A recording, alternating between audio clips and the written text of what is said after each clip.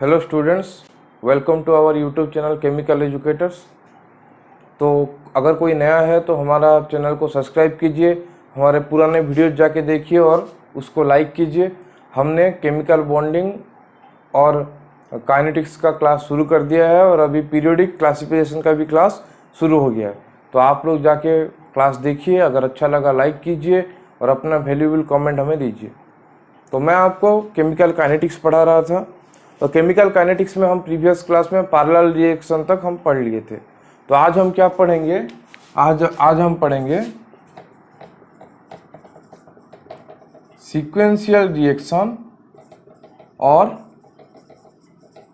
Consecutive reaction के बारे में। ठीक है, सीक्वेंशियल रिएक्शन और कॉन्जिक्यूटिव रिएक्शन के बारे में। तो सीक्वेंशियल रिएक्शन और कॉन्जिक्यूटिव रिएक्शन क्या होता है कि अगर एक रिएक्शन हो रहा है ऐसे A goes to B goes to C, ठीक है, इस टाइप का रिएक्शन हो रहा है और यहाँ पे पकड़ लीजिए इसका रेट कांस्टेंट K1 है और इस स्टेप का K2 है। मतलब अगर रिएक्शन मल्टीपल स्टेप में हो रहा है और ये बी को हम कहेंगे क्या, इंटरमीडिएट एक फॉर्म हो रहा है, एक इंटरमीडिएट फॉर्म हो रहा है, तो हम उसको क्या बोलेंगे? कॉन्जिक्यूटिव रिएक्शन बोलेंगे और सीक्वेंशियल रिएक्शन बोलेंगे। समझ में आया? इस टाइप का रिएक्शन को कॉन्जिक्यूटिव रिएक्शन और सीक्वेंशियल रिएक्शन बोलेंगे।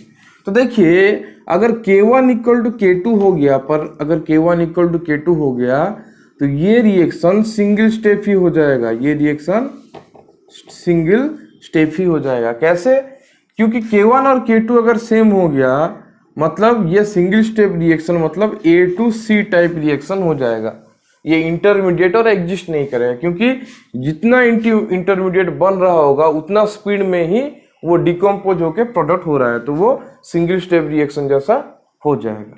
समझ में आया?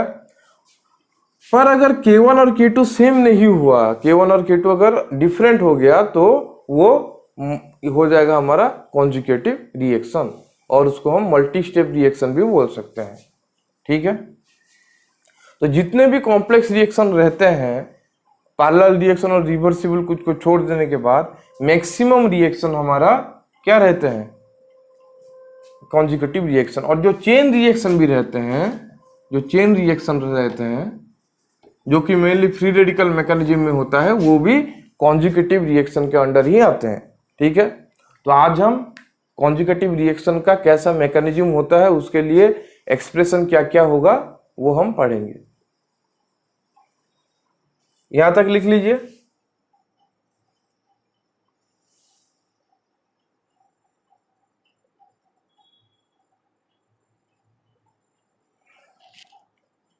हो गया? अभी देखिए,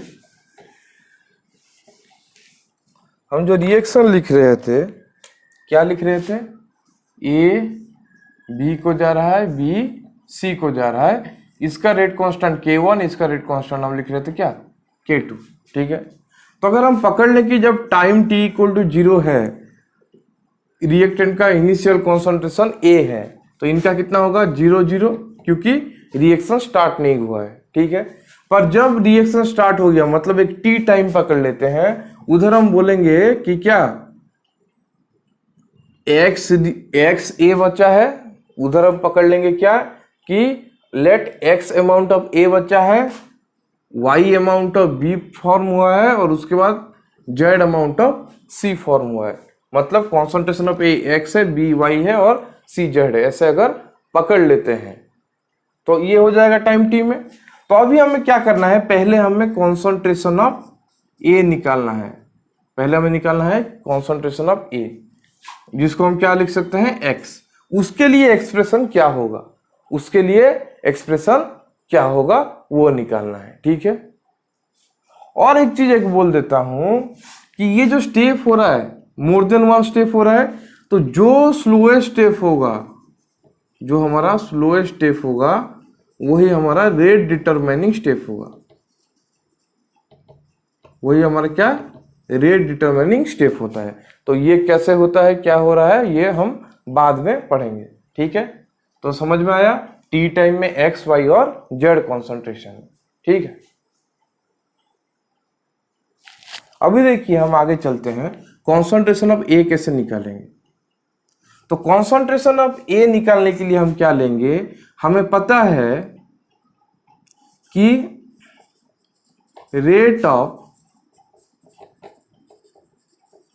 deformation of A, rate of deformation of A, जिसको हम लिख सकते हैं minus D x by D t, minus D x by D T equal to क्या होगा, rate of formation of B, हाँ या ना।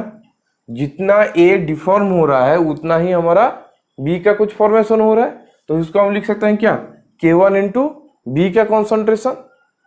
यहां तक समझ में आया, सॉरी K1 इंटू ए का कॉन्सेंट्रेशन, गलती कर दिया, K1 इंटू ए का कॉन्सेंट्रेशन, तो इक्वल टू हम इसको लिख सकते हैं क्या, K1x, हाँ या ना। तो minus D x by D T equal to क्या हो गया, K1x। उसके बाद हम क्या करेंगे, x वाला टर्म को एक जगह ले आएंगे, t वाला टर्म को एक जगह ले आएंगे, और नेक्स्ट स्टेप में हम इसको इंटीग्रेशन कर देंगे। ये हो गया a2x इक्वल टू, ये हो गया क्या, K1 gt 0 to t, K1 dt 0 to t।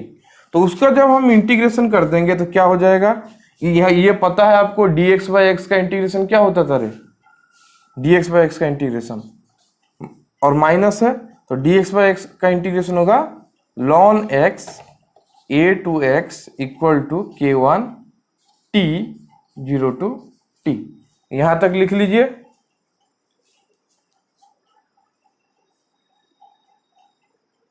यहां तक लिख लिया।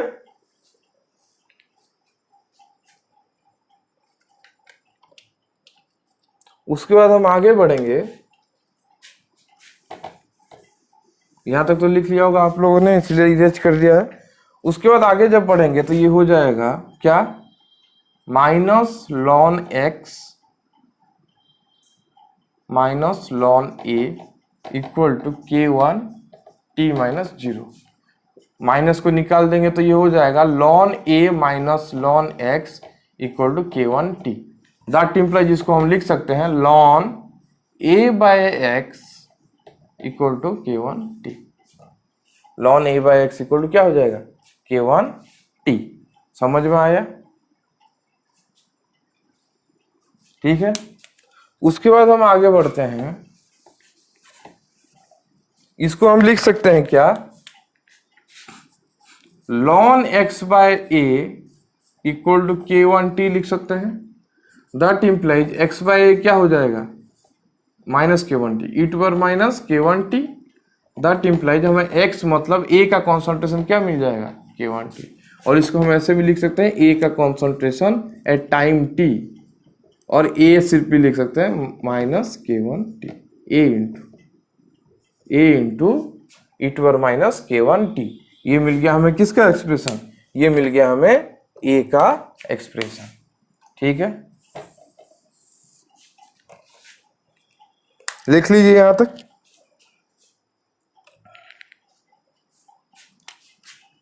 और इसको हम ऐसे भी लिख सकते हैं, ए टी, स्मॉल ए को क्या लिखेंगे, A0 मतलब initial concentration of A minus K1 t। ठीक है, कितना सिंपल है देखिए, बहुत इजी है, जैसे आप फर्स्ट ऑर्डर में कर रहे थे सेम वैसे ही किए। ठीक है, लिख लीजिए।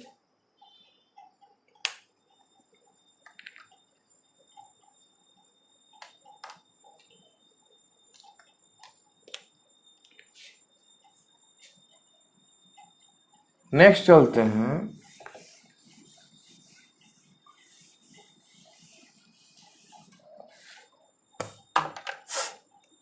हम कॉन्सेंट्रेशन ऑफ बी निकालने के लिए, क्या, concentration of b at any time, इसको हम क्या बोले हैं, वाई। उसका एक्सप्रेशन कैसे निकलेगा देखिए। मैं ये सब क्यों निकाल रहा हूं, क्योंकि ये सबसे ही डायरेक्ट क्वेश्चन पूछता है आपके जैम के एग्जाम में, इससे ज्यादा नहीं पूछेगा। इस टाइप का ही क्वेश्चन पूछेगा कि कॉन्सेंट्रेशन ऑफ वाई क्या है, कॉन्सेंट्रेशन ऑफ एक्स मतलब कॉन्सेंट्रेशन ऑफ ए क्या है, कॉन्सेंट्रेशन ऑफ बी क्या है, कॉन्सेंट्रेशन ऑफ सी क्या है, इस टाइप का क्वेश्चन पूछेगा। तो concentration of b at any time निकालने के लिए हमें क्या करना पड़ेगा, देखिए हमें पता है कि बी क्या हो रहा है, बी फाइनली तो डिफॉर्म हो रहा है ना, फाइनली डिफॉर्म हो रहा है किसको, सी को, हाँ या ना, क्योंकि बी टू सी ऐसे है ना, मतलब बी बन रहा है उसके बाद डिफॉर्म हो रहा है, इसलिए हम क्या लेंगे, rate of deformation of b equal to क्या लिखेंगे, minus d b by D t, minus d b by D t. तो टोटल रेट ऑफ, देखिए बी फॉर्म हो रहा है और डिफॉर्म भी हो रहा है, पर हमें क्या चाहिए, रेट ऑफ डिफॉर्मेशन, हाँ या ना, क्योंकि rate of deformation he dominant होगा, क्योंकि फाइनल तो डिफॉर्म ही होगा। तो इसीलिए हमें क्या करना है कि rate of deformation of B, मतलब सी को होने के लिए जो हो रहा है, यहाँ पे देखिए माइनस अगर हम rate of formation of b कर दिए तो हमारा एक्सप्रेशन हमें मिल जाएगा, समझ में आया। इक्वल टू क्या हो जाएगा, ये K1 है, ये K2 है, equal to K2 into b का concentration minus K1 into a का कॉन्सेंट्रेशन, मतलब कितना बी का डिफॉर्मेशन हो रहा है माइनस कितना बी का क्या फॉर्मेशन हो रहा है। इसको हम ऐसे भी लिख सकते हैं, net rate of deformation of b minus d b by D T equal to ये होगा, है ना, समझ में आया। तो ये क्या है, minus d b by D T equal to K2b minus K1 है। इसको हम ऐसे भी लिख सकते हैं, minus d y by D T equal to K2, ये क्या है y है, K1 ये क्या है रे x, K1 x, ठीक है, यहां तक लिख लीजिए।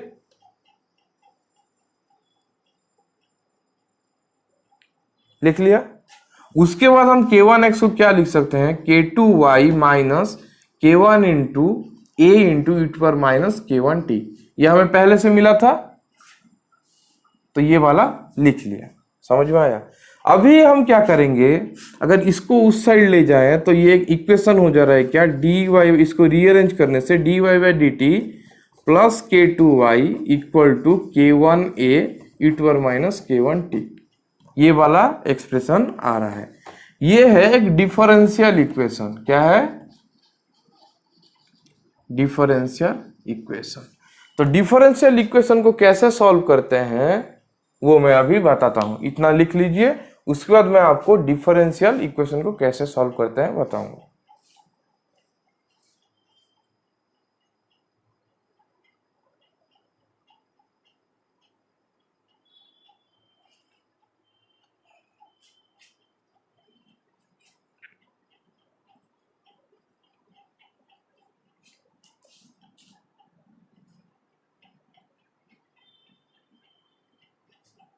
लिख लीजिए।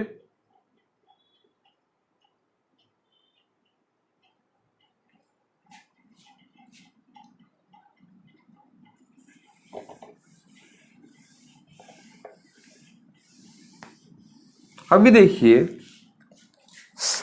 डिफरेंशियल इक्वेशन किस में है, ये y में है विथ रिस्पेक्ट टू t है, मतलब ये y में है, हाँ या ना, इधर t है।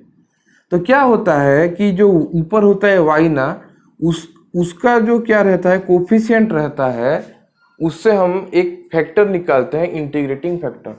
तो इंटीग्रेटिंग फैक्टर क्या होता है, इक्वल टू होता है, लिख लीजिए, e to the power K2 dt, e to the power K2 dt, मतलब एक डिफरेंशियल इक्वेशन अगर dy by dx plus C1 into y equal to C2x, मतलब x का कुछ फंक्शन हो, यार इसको fx लिख देते हैं, x का कुछ फंक्शन है, तो क्या होता है integrating factor, integrating factor equal to होता है e to the power C1 dx, e to the power C1 dx।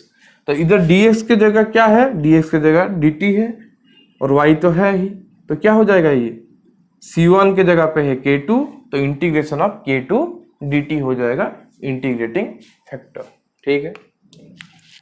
उसके बाद हम क्या करते हैं कि इंटीग्रेटिंग फैक्टर को मल्टीप्लाई करते हैं, इसको अगर हम इक्वेशन 1 दे दिए तो क्या होगा,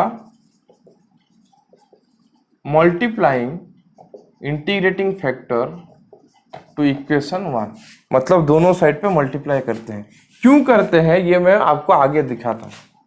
तो इंटीग्रेटिंग फैक्टर को अगर मल्टीप्लाई कर दिया तो क्या होता है, पकड़ लीजिए, ये हो गया k2 dt into dy by dt plus e to power k2 dt into क्या हो गया k2y इक्वल टू हम लिख दिए k1a e to power minus k1t into e to power k2t, आया ना।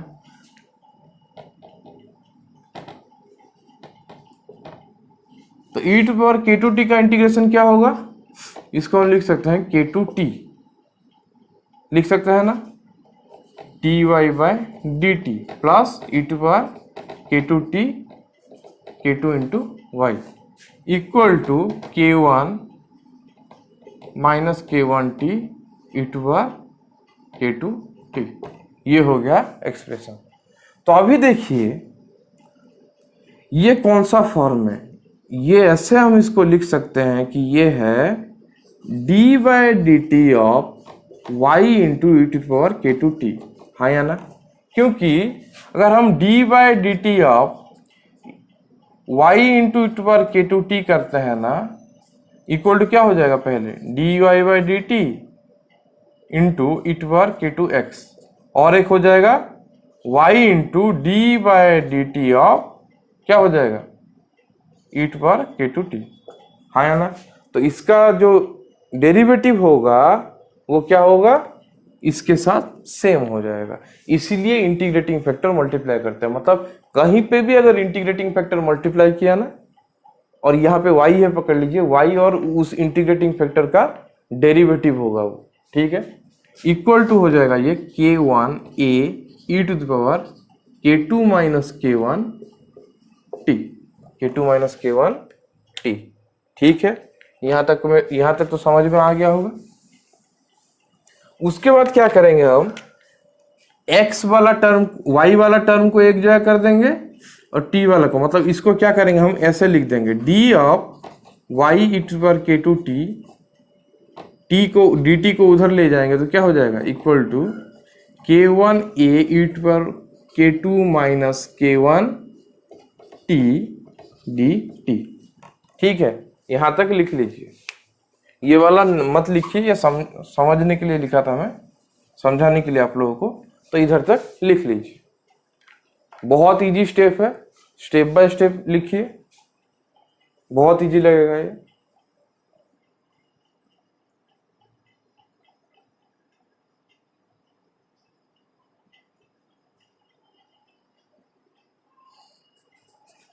उसके बाद हम नेक्स्ट स्टेप में क्या करेंगे, नेक्स्ट स्टेप में इसका हम इंटीग्रेशन करेंगे, इन दोनों का, दोनों साइड का इंटीग्रेशन करेंगे, ठीक है।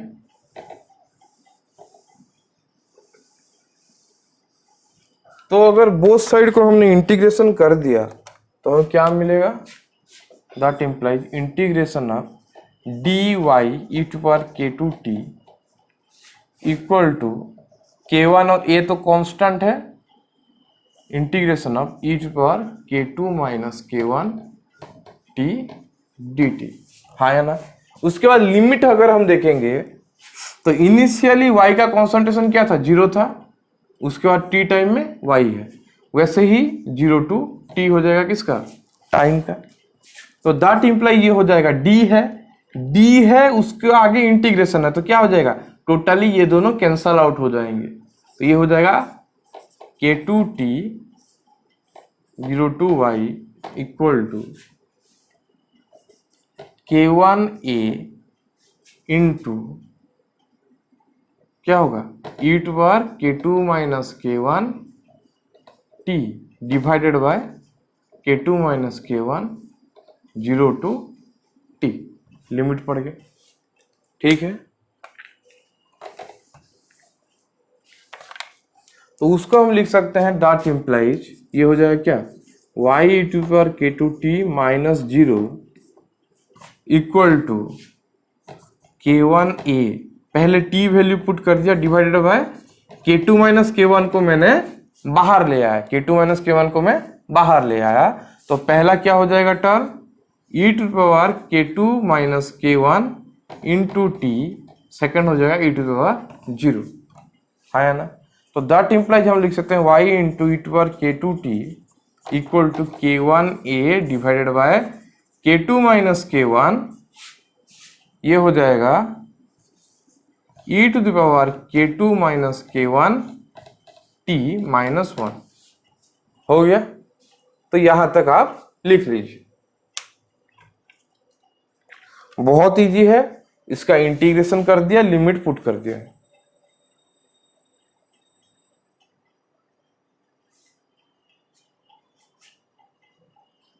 ठीक है,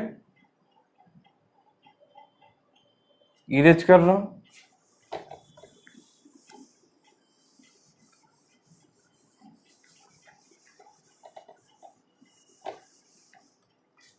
उसके बाद क्या लिखेंगे हम, that implies y e to power K2t equal to K1a divided by K2 minus K1, ये तो है, तो इसको थोड़ा ये कर देंगे, एक स्टेप में कर देते हैं।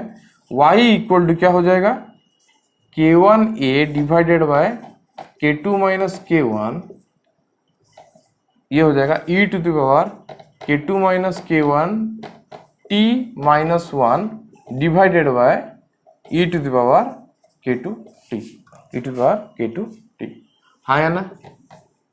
दैट इक्वल टू हम लिख सकते हैं K1a divided by K2 minus K1, हो गया। e टू द पावर इसको क्या लिख सकते हैं हम, K2 minus K1 t divided by e to the power K2t minus 1 by e to the power K2t, ऐसे हम लिख सकते हैं दो पार्ट में, हाँ या ना।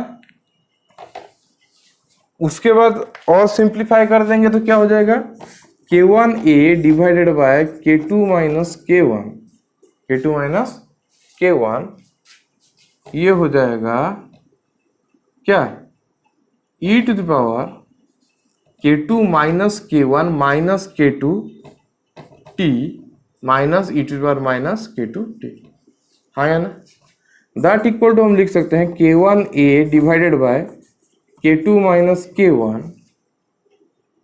Into e to the power minus, ये कैंसल आउट हो गया, K1t minus e to power minus K2t, ठीक है। ये किसका वैल्यू है, y का वैल्यू है, तो हमें y का वैल्यू भी मिल गया। क्या हुआ, K1a divided by K2 minus K1 e to power minus K1t minus e to power minus K2t। तो याद रखना y का में ऊपर K1a तो आ जाएगा डिवाइडेड बाय y है, मतलब K2 माइनस K1 हो गया, और e वाला उसका उल्टा आएगा, मतलब e to power minus K1t minus e to power minus K2t, ये हो गया एक्सप्रेशन y का। ठीक है, लिख लीजिए यहां तक। क्यों पढ़ा रहा हूं, क्योंकि ये एक्सप्रेशन से ना डायरेक्ट क्वेश्चन आता है कि फाइंड आउट y, और गिवन दे दिया होगा K1 K2, a का भी वैल्यू गिवन दिया होगा, टाइम भी गिवन दिया होगा, और पूछा होगा किसका, y का वैल्यू क्या है। सिंपल क्वेश्चन आता है, लिख लीजिए।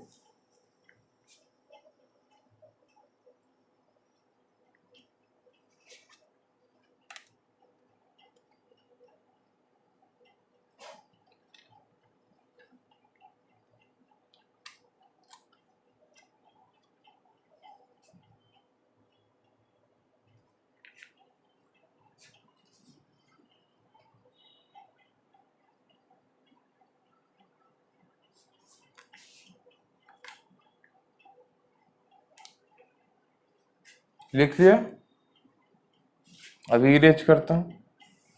ये वाला हमें y का एक्सप्रेशन मिल गया, ठीक है, हाँ ना।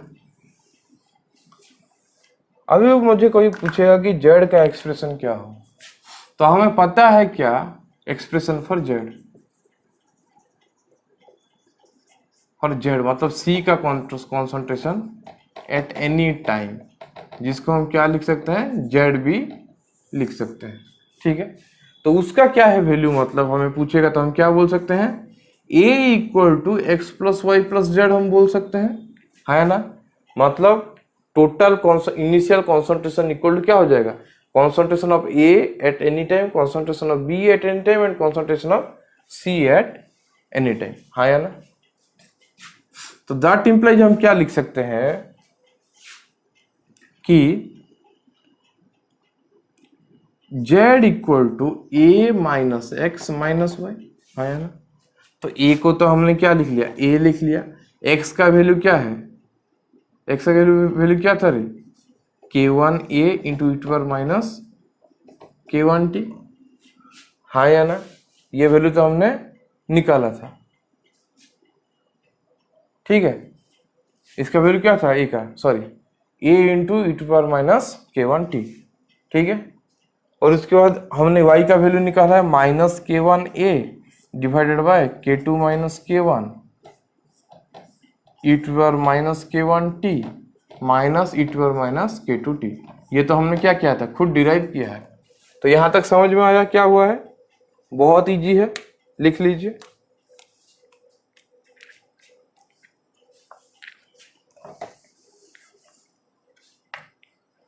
यहां तक हुआ। उसके बाद हमें इन सबको क्या कर देना है, सॉल्व कर देना। तो इन सबको हम सॉल्व कर देंगे तो हमें हमारा आंसर मिल जाएगा। तो अगर हम a कॉमन ले लिया सबसे तो क्या हो जाएगा, 1 minus e to minus k1t minus k1 divided by k2 minus k1 e to minus k1t minus e to minus k2t, ये हो गया।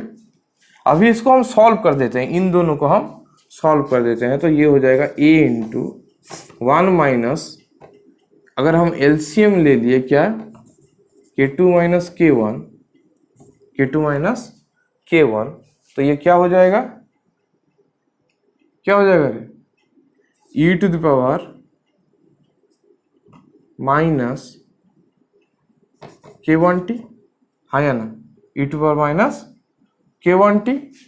और यहाँ पे हमने क्या कर लिया, माइनस को होल कॉमन ले लिया है, ठीक है, माइनस को होल कॉमन ले लिया है, प्लस क्या हो जाएगा इंटू k2 माइनस k1, हाँ या ना। और ये हो जाएगा plus k1 into e to power minus k1t minus e to power minus k2t। यहां तक समझ में आया, कर्ली ब्रैकेट क्लोज। ये मैंने क्या किया, यहां से माइनस कॉमन ले लिया, ठीक है। तो माइनस अगर कॉमन ले लिया तो ये वाला पार्ट भी प्लस हो जाएगा मेरा, ये वाला पार्ट भी मेरा क्या हो जाएगा, प्लस हो जाएगा, ठीक है। तो ये हो गया, यहां तक लिख लीजिए, यहां तक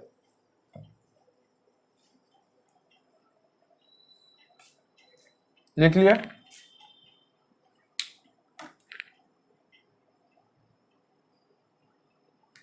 अभी देखिए हम नेक्स्ट चलते हैं। नेक्स्ट में क्या होगा, इसको हम ये ब्रैकेट खोल देते हैं, ये ब्रैकेट खोल देते हैं, ये हो जाएगा that equal to a into 1 minus, bracket open कर जाए तो क्या हो जाएगा, k2 e to minus k1t minus k1 e to minus k1t, ये वाला हो गया। इसका ब्रैकेट ओपन कर लिया तो plus k1 e to power minus k1t minus k1 e to power minus k2t, है ना, ये वाला हो गया, divided by k2 minus k1, bracket नहीं देते इसको, हो गया, ये हो गया। तो देखिए अभी सेम क्या क्या आ रहा है, k2 e to power minus k1t है, हाँ या ना, ये तो k1 है। तो इधर देखिए plus k1 e to power minus k1t, ये दोनों कैंसल आउट हो जाएंगे। तो इक्वल टू हो जाएगा a into 1 minus k2 e to power minus k1t minus k1 e to power minus k2t, bracket में रह गया, डिवाइडेड बाय क्या हो गया, k2 माइनस k1। ये किसका वैल्यू है, लिख सकते हैं हम C का concentration at any time t equal to क्या है, Z equal to a into 1 minus, ये लिख सकते हैं। तो दैट इम्प्लाइज हम क्या लिख सकते हैं उसके बाद, ऐसे भी हम लिख सकते हैं कि सी टी इक्वल टू A0, मतलब initial concentration a small a जो है A0 वो है 1 minus K2 e to minus K1t minus K1 e to minus K2t आया ना, divided by K2 minus K1। इसको याद कैसे रखें easily, c t equal to क्या होगा, A0 तो रहेगा, उसके बाद 1 माइनस रहेगा, तो नीचे क्या है K2 माइनस K1 है, डिवाइड अगर हुआ है तो ये K2 के साथ E में K1 रहेगा और K1 के साथ E में क्या रहेगा, K2 रहेगा। ठीक है, इतना ही याद रखना है। तो ये हो गया हमारा C का कॉन्सेंट्रेशन। और इससे भी डायरेक्ट क्वेश्चन आता है, इससे भी क्या होता है, डायरेक्ट क्वेश्चन आता है। तो लिख लीजिए, बहुत इजी डेरिवेशन है। अगर आप एग्जाम में गलती से भूल भी गए ना फॉर्मूला याद रखना, तो आप फटाफट निकाल सकते हो। थोड़ा कैलकुलेशन आपका डेरिवेशन स्पीड होना चाहिए, तो आप निकाल भी सकते हो, नहीं तो इसको डायरेक्टली याद रख लो। याद कैसे रखना है, इसको बेस करके 2-3 क्वेश्चन सॉल्व कर देना है बीच बीच में। तो क्या होगा, जब क्वेश्चन सॉल्व करोगे ना, बार बार इस फॉर्मूले को जब तुम देखोगे तो तुम्हें याद रह जाएगा, आराम से याद रह जाएगा फॉर्मूला। ठीक है, ये हर टॉपिक में, मतलब फिजिकल केमिस्ट्री के हर टॉपिक में फॉर्मूला याद रखने का शॉर्टकट तरीका है कि उस फॉर्मूला का बेस करके कुछ प्रॉब्लम्स कर लेना।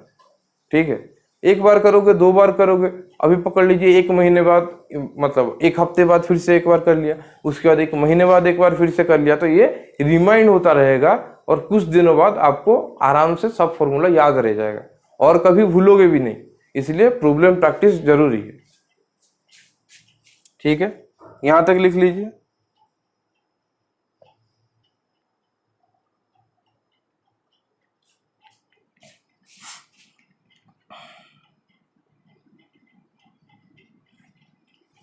इरेज कर रहा हूं।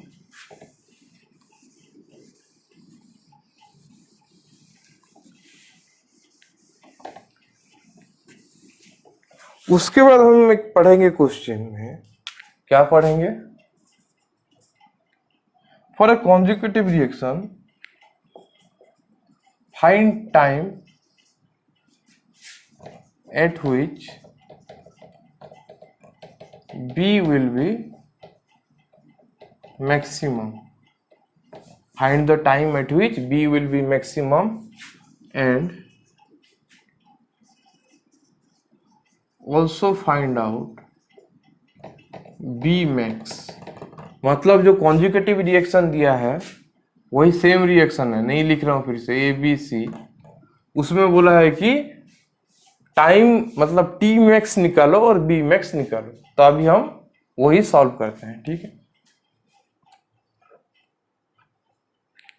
तो सॉल्यूशन में क्या होगा, देखिए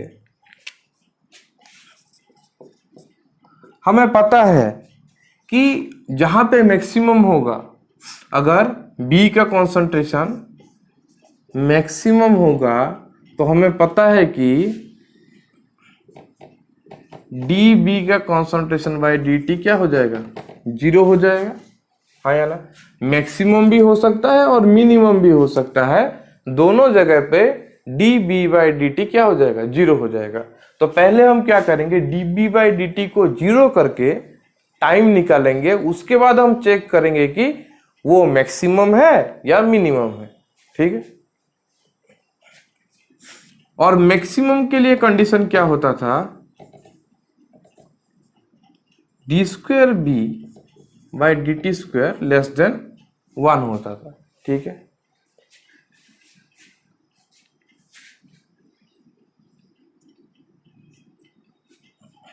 ठीक है, यहां तक हो गया।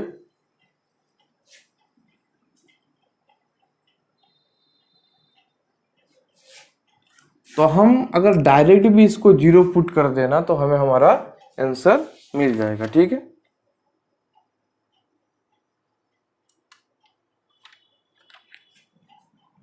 अभी क्या करेंगे, सॉल्यूशन में हम करेंगे DB by DT equal to 0। That implies हम उसको लिख सकते हैं DY by DT equal to 0। दोनों में से कोई भी लिख सकते हैं, कुछ गलती नहीं होगा। तो हमें पता है कि डी वाई का वैल्यू क्या है, d by D t of y का वैल्यू क्या था, वाई का वैल्यू क्या था याद करो, k1 a divided by k2 minus k1 e to power minus k1 t minus e to power minus k2 t, हाँ या ना, इक्वल टू हमको लिख देंगे क्या 0, यहां तक लिख लीजिए। देखिए मुझे कैसे याद रह गया, इतने बार मैं प्रॉब्लम प्रैक्टिस किया हूं, इसलिए मुझे अभी तक भी याद है कि ये फॉर्मूला क्या होता है। ठीक है, यहां तक लिख लीजिए।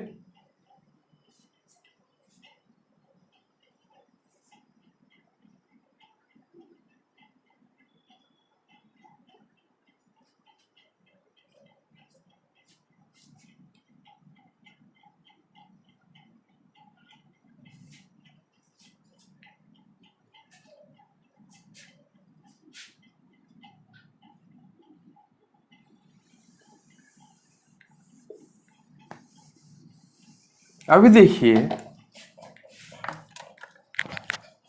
जब हम d by D t of ये सब करेंगे, जब हम d by D t of k1 है k2 माइनस k1 ये सब हम सॉल्व करेंगे, तब क्या करेंगे, देखिए इसका हम डायरेक्ट डेरिवेटिव कर देंगे, इसका हम डायरेक्ट डेरिवेटिव कर देंगे। ठीक है, तो ये क्या हो जाएगा, k1a by k2 minus k1 क्या है, कांस्टेंट है, तो ये तो बाहर चला आएगा, d बाई डी टी अब क्या हो जाएगा e to power minus k1 t minus d by D t of e to power minus k2 t, हाँ है ना, इक्वल टू 0। दैट इम्प्लाइज हो जाएगा k1a by k2 minus k1, इधर हम लिख सकते हैं इसको कि minus k1 e to power minus k1 t, ये हो जाएगा minus of minus k2 e to power minus k2 t equal to 0। That implies हो जाएगा k1a divided by k2 minus k1 k2 e to power minus k2 t minus k1 e to power minus k1 t equal to 0। यहां तक समझ में आया, बहुत easy है, हाँ या ना। उसके बाद देखिए ये तो कांस्टेंट टर्म है, तो ये क्या हो जाएगा नॉन जीरो हो जाएगा, हाँ या ना। एक कंडीशन है कि अगर k1 जीरो हो, k1 तो कभी जीरो नहीं होगा, इसलिए ये नॉन जीरो हो जाएगा। तो जीरो हमारा क्या होगा k2 e to power minus k2 t minus k1 e to power minus k1 t equal to 0 हो जाएगा। तो दैट इम्प्लाइज हम लिख सकते हैं k2 e to power minus k2 t equal to k1 e to power minus k1 t। यहां तक समझ में आ गया, बहुत इजी है, लिख लीजिए।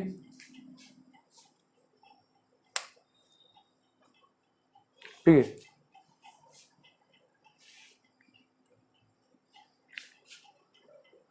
लिख लिया।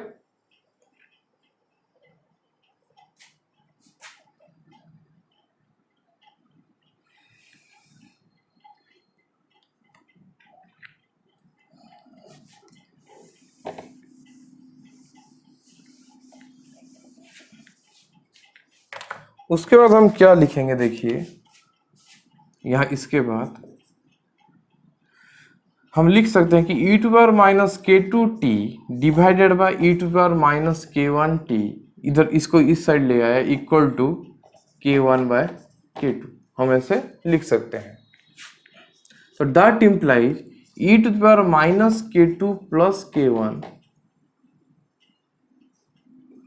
t equal to k1 by k2, हाँ ना। अभी दोनों साइड में अगर हम लॉन कर दें तो ये हो जाएगा लॉन e to power minus k2 plus k1 t equal to k1 by k2। That imply ये हो जाएगा माइनस k2 प्लस k1 लॉन e equal to k1 by लॉन सॉरी लॉन इट, ये लॉन है, लॉन k1 by k2 lawn k1 by k2। इधर तक समझ में आया, बहुत इजी स्टेप है ये t है ना, t लिख देता हूं फिर से, minus k2 plus k1 t ln e हो गया इधर। उसके बाद लॉन ई का तो वैल्यू 0 है, और माइनस के टू प्लस के वन को हम ऐसे भी लिख सकते हैं, के वन माइनस के टू भी लिख सकते हैं, सेम है, टी इक्वल टू लॉन के one by K to. That implies हमारा टी क्या हो गया, 1 बाय के one minus K to lawn के one by K to, lawn के वन बाय के टू। ठीक है, यहां तक हमें टाइम मिल गया। अभी हमें देखना है कि ये टाइम मैक्सिमम है या मिनिमम है। ओब्वियसली मैक्सिमम होगा, क्योंकि आपका जो बी का कॉन्सेंट्रेशन क्या होगा, 0 से इंक्रीज करेगा ना, उसके बाद डिक्रीज करेगा, मतलब मैक्सिमम ही होता है। ठीक है, फिर भी मैं आपको दिखा दूंगा कि सेकंड डेरिवेटिव भी इसका नेगेटिव ही होगा। यहां तक लिख लीजिए, लिख लीजिए। तो इधर टाइम से भी डायरेक्ट क्वेश्चन आ जाता है।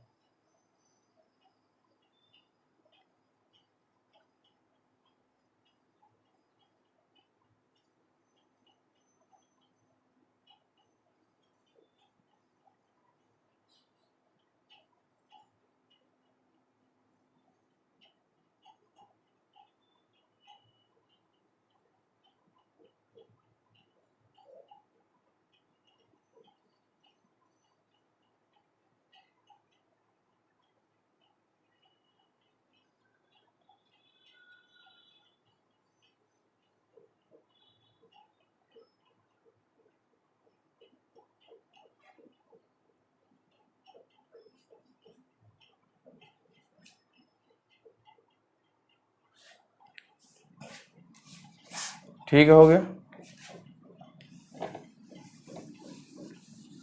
अभी हमें क्या निकालना है,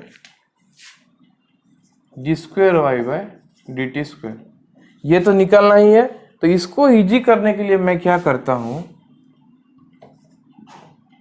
D square by D T square e to power minus K one T और D square by D T square e to power minus K two T पहले ही निकाल देता हूँ, पहले ही निकाल देता हूँ। तो ये कितना हो जाएगा, d by D t of d by D t e to power minus K one t. तो इसका वैल्यू कितना आएगा रे, d by D t of minus K one e to power minus K one t, आया ना। फिर से derivative हो गया तो ये हो जाएगा K one square e to power minus K one t. वैसे ही d square by D T square e to power minus K two t क्या हो जाएगा, K two square e to power minus K two T. यहाँ तक simple है पूरा, आया ना। तो अभी अगर मैं निकालूंगा मेरा D square Y by D X square, तो क्या हो जाएगा, D T square, sorry, D square by D T square K one A divided by K two minus K one, आया ना, e to power minus K one T minus e to power minus K two T. यहाँ तक समझ में आया, ये हो जाएगा। ठीक है, तो दैट इक्वल टू मैं लिख सकता हूँ K one A by K two minus K one, कॉम पूरा होल कॉमन ले लिया, d square by D T square e to power minus K one T minus d square by D T square e to power minus K two t, हाँ है ना। ठीक है, equal to हो जाएगा K one A divided by K two minus K one, K two minus K one, इसको लिख सकता हूं मैं K one square e to power minus K one T minus K two square e to power minus K two T. यहां तक आप लिख लीजिए।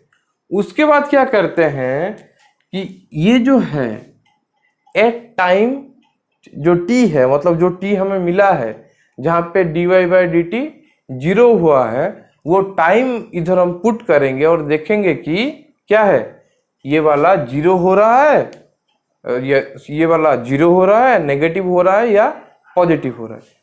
अगर ये वाला नेगेटिव हो गया टाइम पुट करने के बाद तो वो हो जाएगा मैक्सिमम, अगर 0 हो गया तो वो हो जाएगा पॉइंट ऑफ इन्फ्लेक्शन, और अगर पॉजिटिव हो गया तो वो हो जाएगा मिनिमम। ठीक है, यहां तक लिख लीजिए।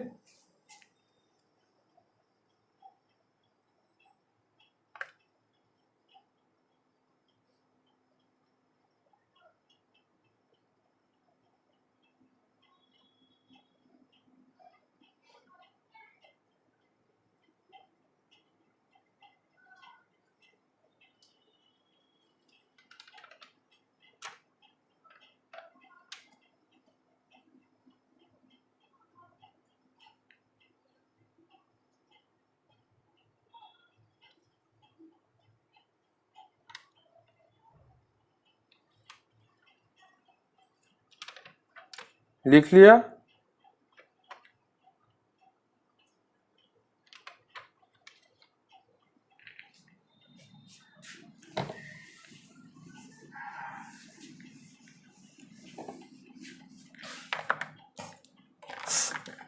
अभी देखिए D square Y by D T square at T equal to 1 by क्या था, K1 minus K2 lawn K1 by K2, ये था, है ना। क्या होगा, इक्वल टू पुट कर देंगे K1A divided by K2 minus K1, इधर पुट कर दिया तो K1 square into E power minus K1 divided by K1 minus K2, आया ना,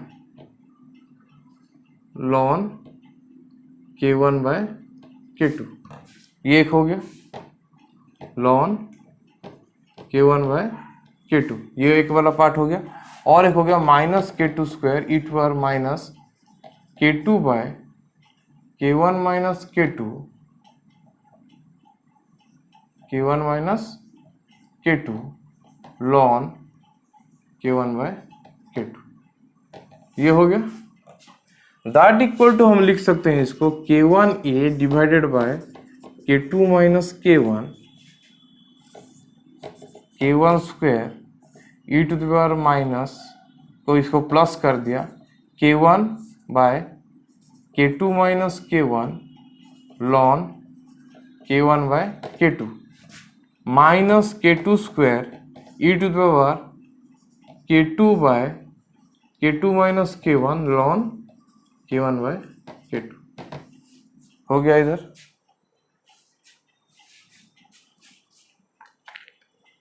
दैट इक्वल टू लिखेंगे हम K1A divided by K2 minus K1 square, इसको लिखें e to the power ln K1 by K2 to the power क्या हो गया K1 by K2 minus K1 by K2 minus K1, है ना, minus K2 square e to the power ln K1 by K2 to the power K2 by K2 minus K1। तो हमें पता है कि e to the power ln x का value होता है x, e to the power ln x का value होता है एक्स।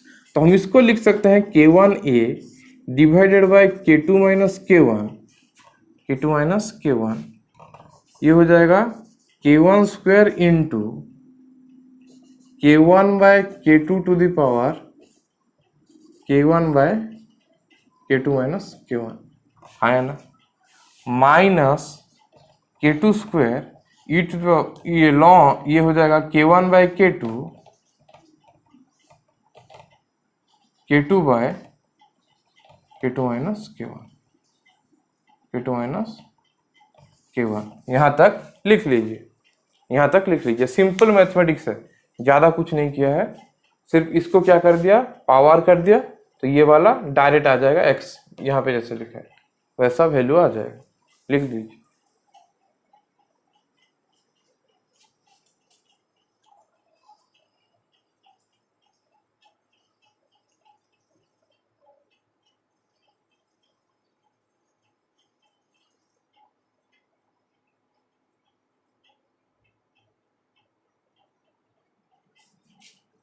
ठीक है,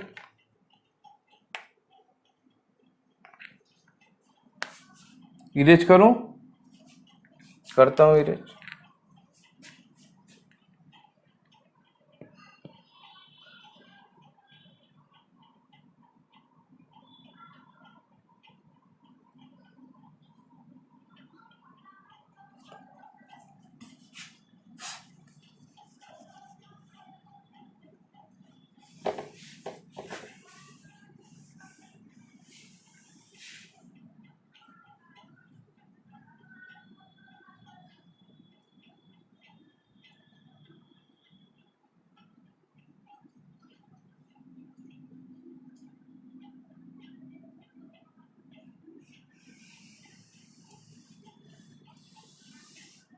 अभी देखिए यहाँ तक हो गया।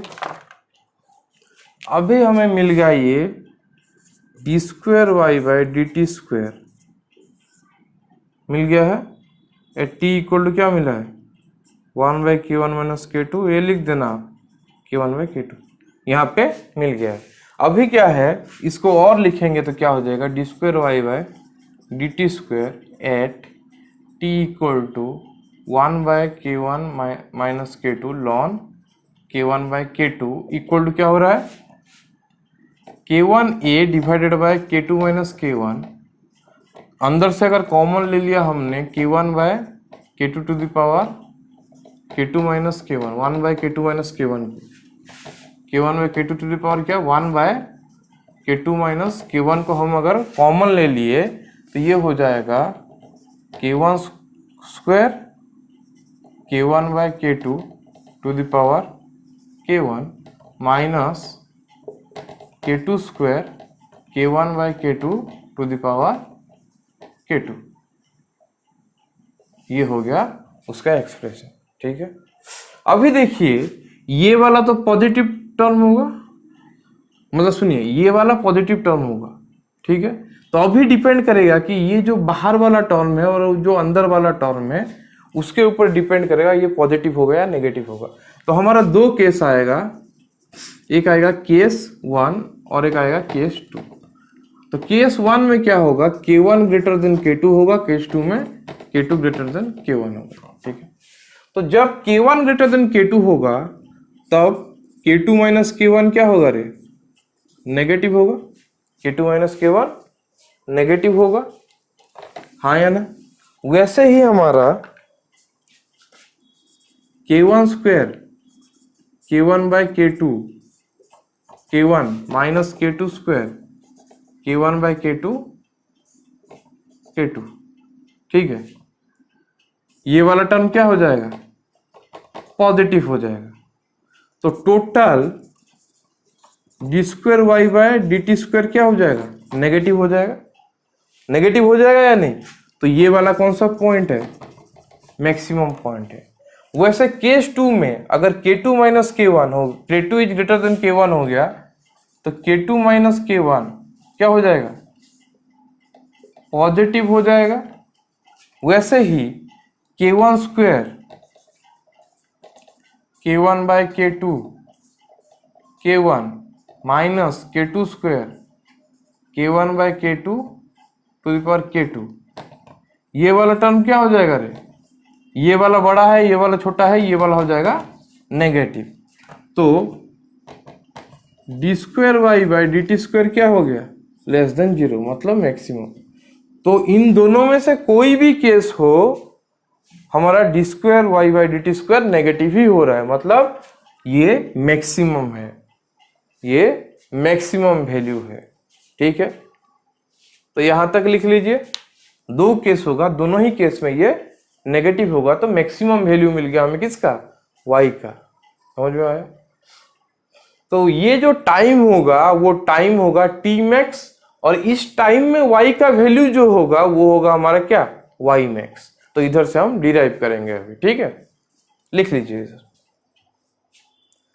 y मैक्स और t मैक्स क्यों पढ़ा रहा हूं, क्योंकि y मैक्स और t मैक्स को बेस करके क्वेश्चन प्रीवियस ईयर में आते रहते हैं, आए थे प्रीवियस ईयर क्वेश्चंस में आते हैं डिफरेंट एग्जाम्स में। तो आपको उसका एक्सप्रेशन चाहिए, मतलब आपको सिर्फ फाइनल एक्सप्रेशन याद रखना है। पर क्या है, डेरिवेशन करना क्यों जरूरी है, क्योंकि आपको चाहिए कि कैसे डिराइव हो रहा है। अगर डेरिवेशन आपको अगर कॉन्सेप्ट ही नहीं पता, सिर्फ फॉर्मूला रट के चले जाओगे तो एग्जाम में हो सकता है अगर याद आए तो कर लोगे, अगर याद नहीं आए तो कुछ नहीं कर पाओगे, प्लस आपका कॉन्सेप्ट क्लियर नहीं होगा। तो जब आप हायर स्टडी के लिए जाओगे आप कंफ्यूज हो जाओगे, पढ़ाई में आपका डाउट रहेगा, ठीक है। तो यहां तक लिख लीजिए, उसके बाद हम y मैक्स निकालेंगे।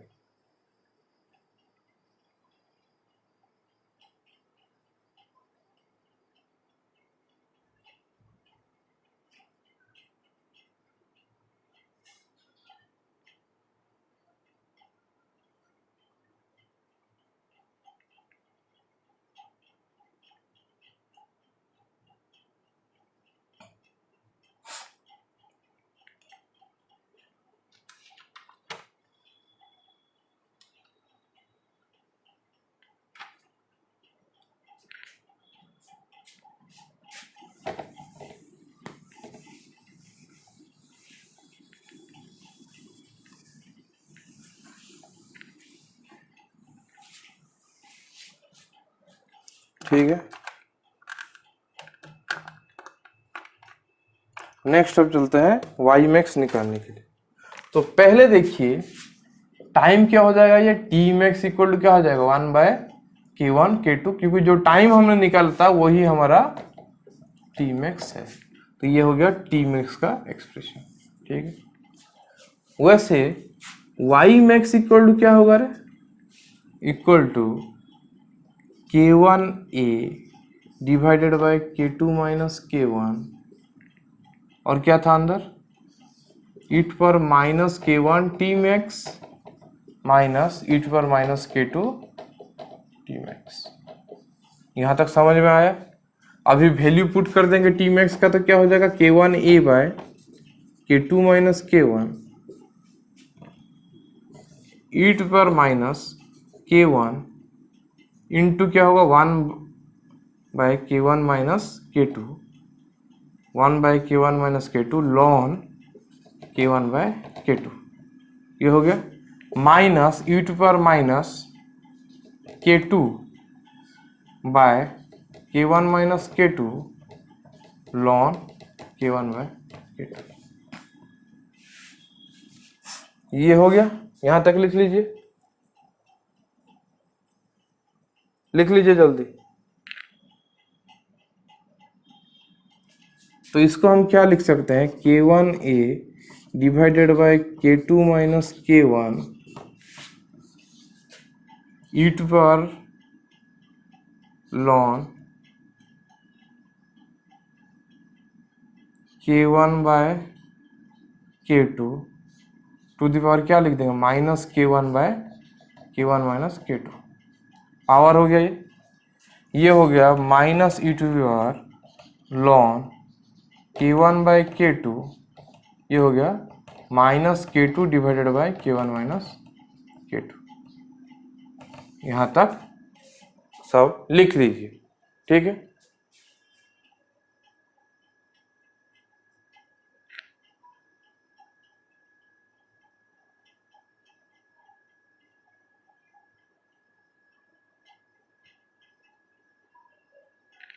लिख लिए।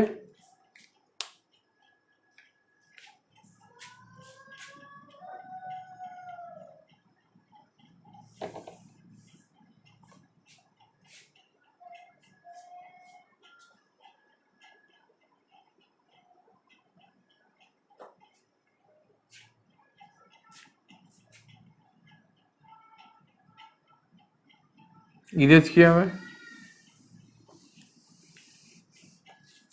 अभी नेक्स्ट क्या होगा, that implies Y max equal to क्या हो जाएगा k1a by k2 minus k1 into, ये क्या हो गया, इसको हम लिख सकते हैं k1/k2 minus k1/k1 minus k2 minus k1/k2 minus k2/k1 minus k2। यहां तक हो गया, समझ में आया।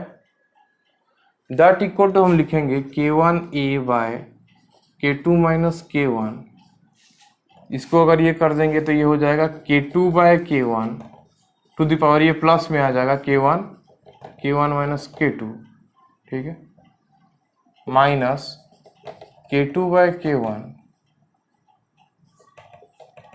क्या आ जाएगा k2/k1 minus k2।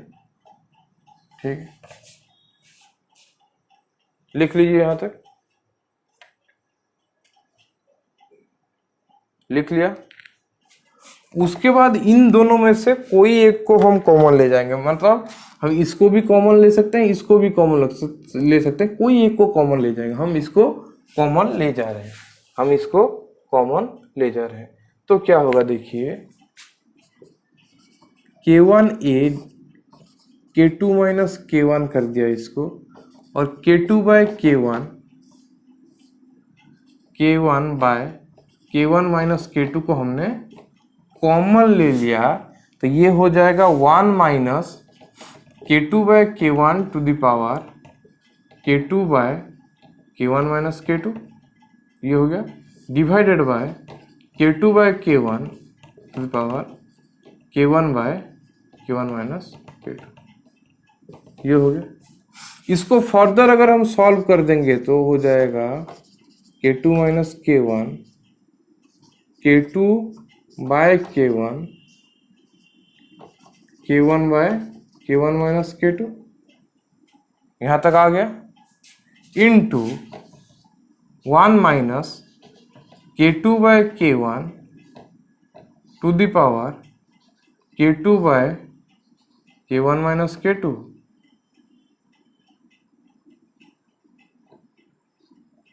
Minus K1 by K1 minus K2, यहां तक हो गया। लिख लीजिए, यहां तक लिख लीजिए। इसको ही ऊपर ले लिया, मतलब क्या होता था, x to the power a by x to the power b क्या होता था, x to the power a minus b, वही कर दिया यहाँ। सिंपल है, बहुत इजी है, ज्यादा कंफ्यूजिंग भी नहीं है।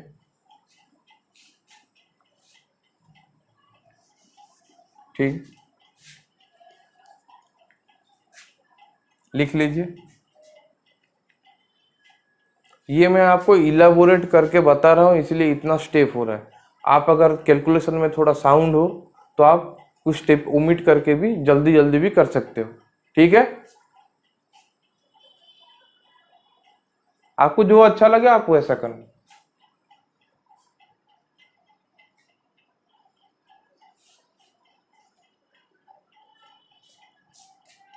इरेज कर रहा हूं।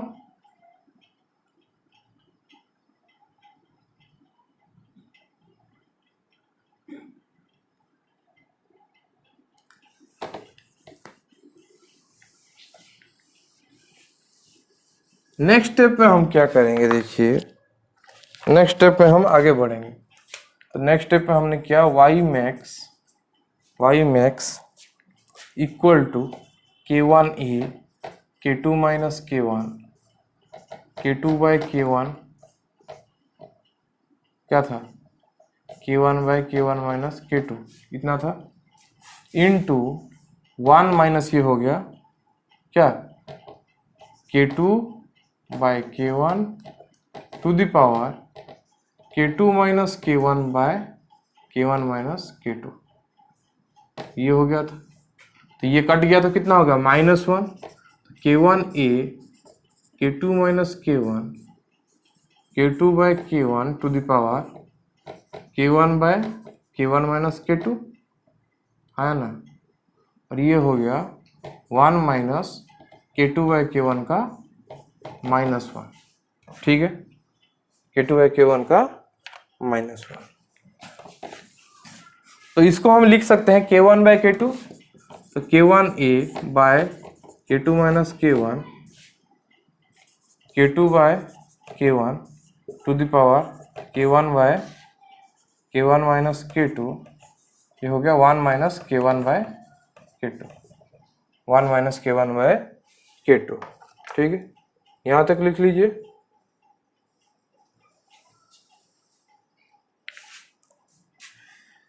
लिखा, उसके बाद हम इसको लिख सकते हैं K1a by K2 minus K1 K2 by K1 to the power K1 divided by K1 minus K2, ये हो जाएगा K2 minus K1 by K1, sorry K2 minus K1 by K2। तो ये कट गया, K2 minus K1 cancel out हो गया, यहाँ तक लिख लीजिए। सिंपल है, इनवर्स को K1 बाय K2 कर दिया, उसके बाद इसको कैंसिल आउट करवा दिया।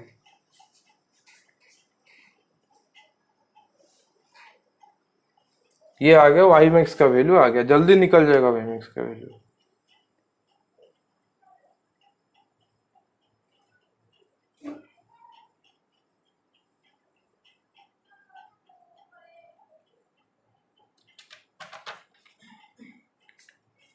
हो गया, इरेज करता हूं, यहां तक इरेज किया, ठीक है। धीरे धीरे करते हैं। तो दैट इम्प्लाइज क्या हो गया, वाई मैक्स का वैल्यू क्या हो गया, K1 बाय K2 इंटू ए, ये K2 को इधर ले आया हूँ, K2 by K1, K1 by K1 minus K2 आया ना, K1 by K1 minus K2। इसको मैं क्या लिख सकता हूँ, K2 बाय K1 का inverse A into K2 by K1, K1 by K1 minus K2, यहाँ तक हो गया। अभी इन दोनों को सेम चीज है तो इन दोनों को प्लस कर देता हूँ, ये होगा A into K2 by K1 to the power K1 by K1 minus K2 minus 1, है ना, ये हो गया K2 by K1 to the power K1 minus K2 minus 1। यहाँ तक तो आप सबको समझ में आ गया, बहुत इजी स्टेप।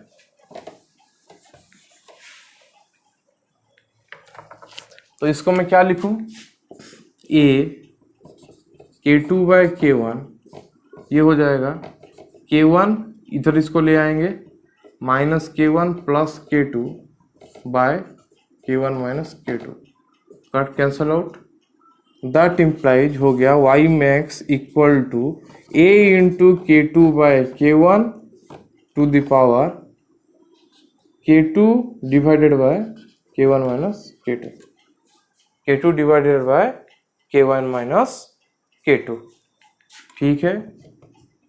तो ये हो गया हमारा एक्सप्रेशन, ये हो गया हमारा y मैक्स का एक्सप्रेशन, ठीक है।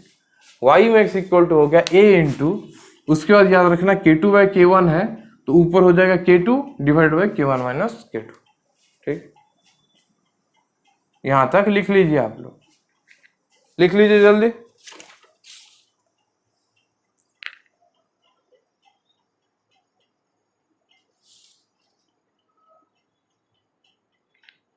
तो ये हमें y मैक्स मिल गया, t मैक्स क्या मिला था हमें, वैसे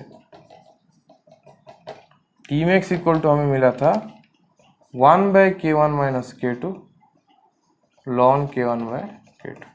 ये दो एक्सप्रेशन इंपॉर्टेंट है, ठीक है। तो अभी हम नेक्स्ट में क्या देखेंगे कि कॉन्सेंट्रेशन वर्सेस टाइम ग्राफ कैसा होगा, किसके लिए, कॉन्जुगेटिव रिएक्शन के लिए। जो क्वेश्चन डायरेक्ट में आता है कि बोलता है कि which of the following graph is true for conjugative reaction, ठीक है।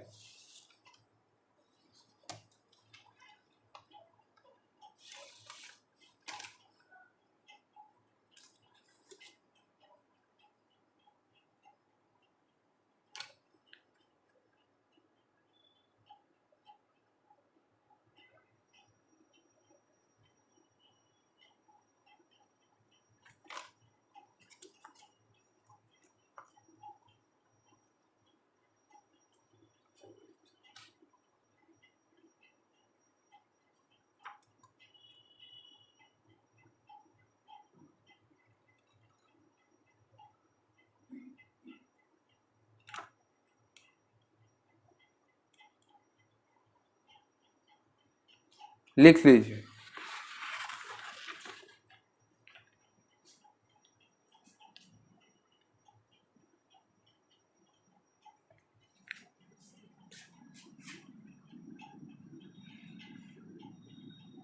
इरेज कर रहा हूं।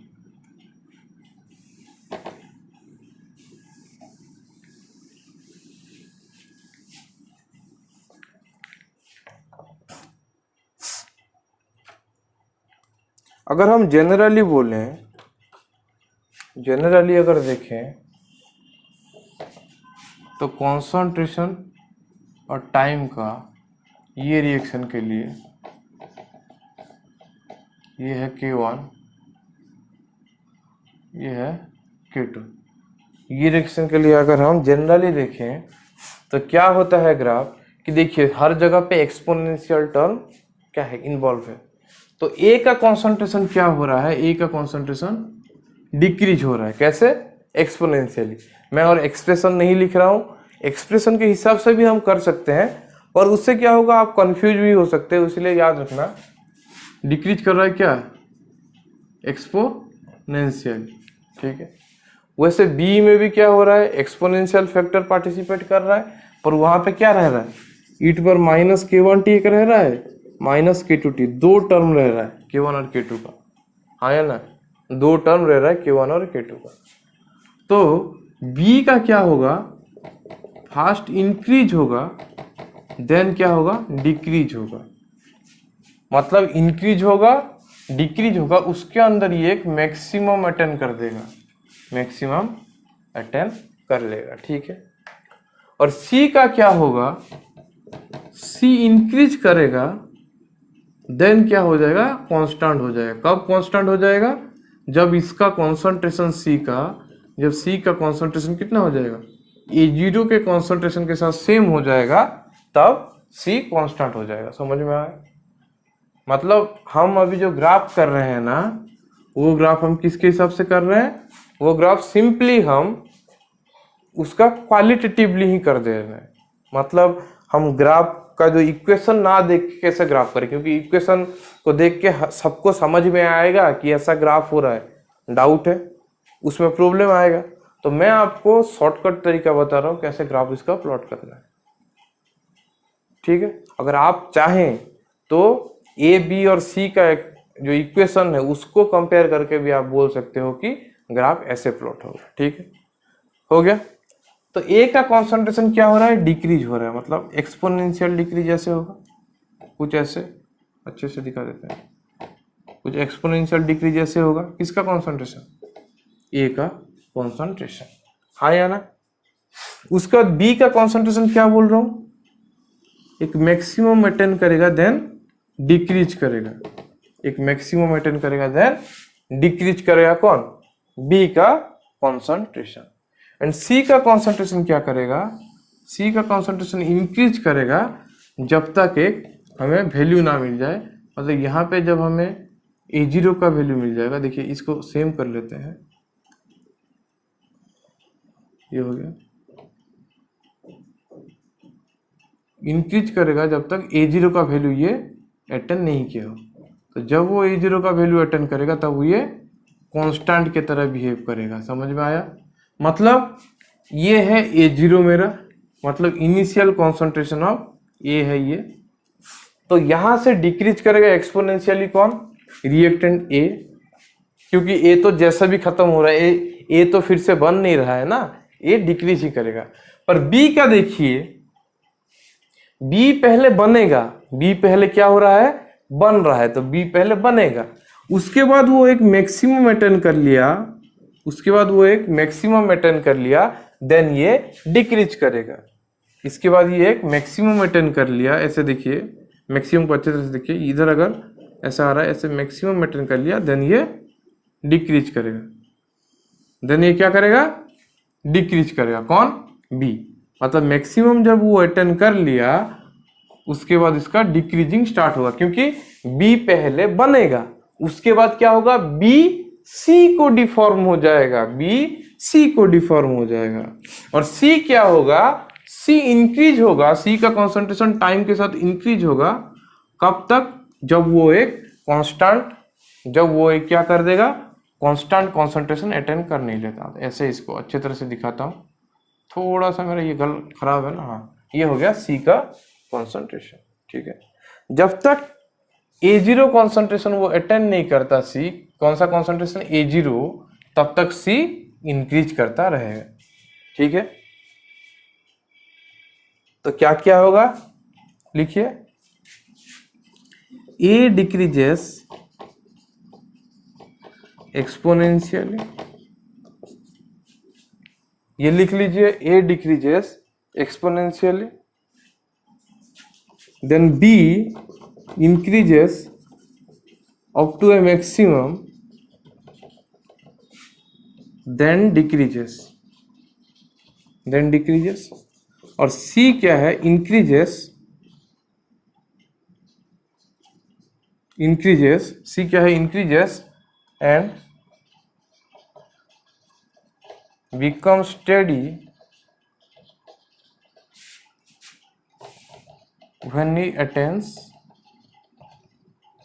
कॉन्सेंट्रेशन क्या है A0, लिख लीजिए।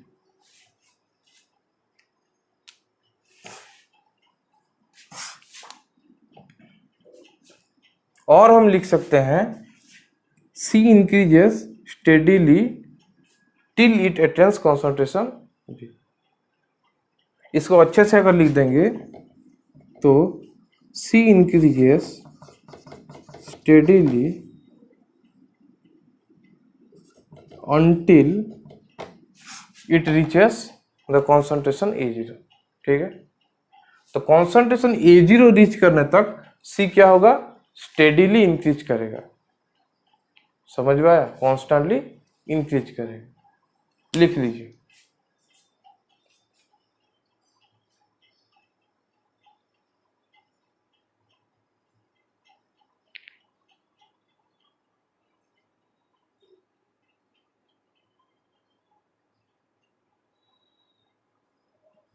ये हो गया जनरल इक्वेशन के लिए। अभी देखिए जो दो मैं केस आपको बोला था कि एक में K1 very very greater than K2 होगा, एक में K2 very very greater than K1 होगा। उन दोनों केस में ग्राफ का क्या चेंजेस आएगा, उन दोनों केस में ग्राफ का क्या चेंजेस आएगा, मैं आपको क्वालिटेटिवली बता दूंगा ग्राफ का एनालिसिस। आप लोग उसको जो इक्वेशन है एक्सपोनेंशियल इक्वेशन उसके साथ कंपेयर करके भी देख सकते हो, आपका मन है। अगर आपको चाहिए होगा तो आप पूछ सकते हो, मैं आपको बता सकता हूँ कैसे करके आप उसको देखोगे, बाद में आपको बता दूंगा। ठीक है,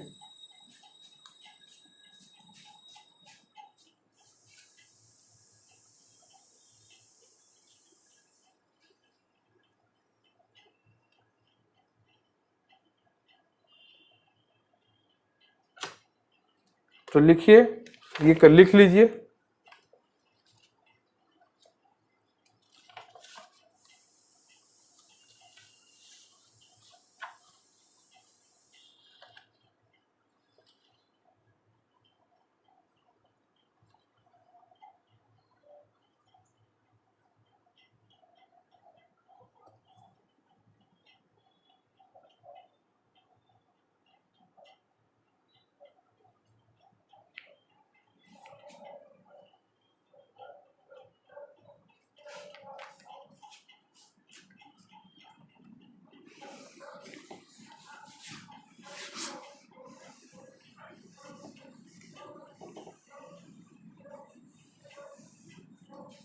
अभी देखते हैं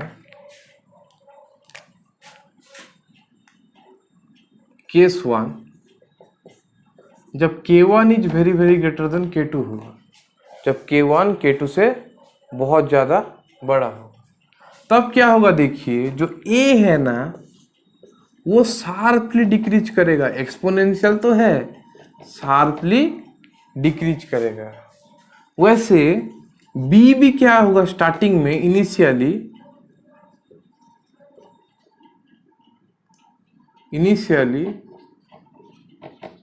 शार्पली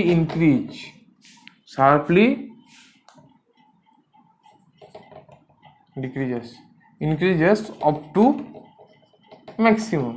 तो पहले शार्पली वो मैक्सिमम अटेन करेगा, देन डिक्रीज होगा, और ये डिक्रीज क्या होगा, स्लो होगा, क्योंकि K1 ग्रेटर देन K2 मतलब B का फॉर्मेशन बहुत ज्यादा हो रहा है और B से C का कन्वर्सन कंपैरेटिवली बहुत कम हो रहा है।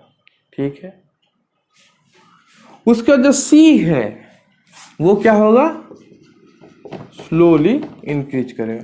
तो ये 3 पॉइंट पहले लिख लीजिए, उसके बाद इरेज करके मैं आपको ग्राफ करवा दूंगा, ये तो नीचे ही ग्राफ करवा देते।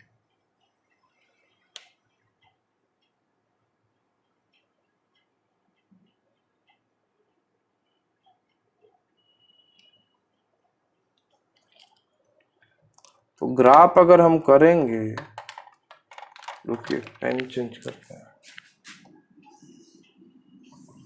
ये हुआ। ठीक है, ग्राफ, तो ग्राफ अगर हम करेंगे तो A का क्या होगा, शार्प डिक्रीज होगा। इसको अच्छे तरह से दिखाएंगे, शार्प डिक्रीज है ना, A का क्या होगा, शार्प डिक्रीज, इस टाइप का शार्प डिक्रीज होगा। किसका, ए का। समझ में आया?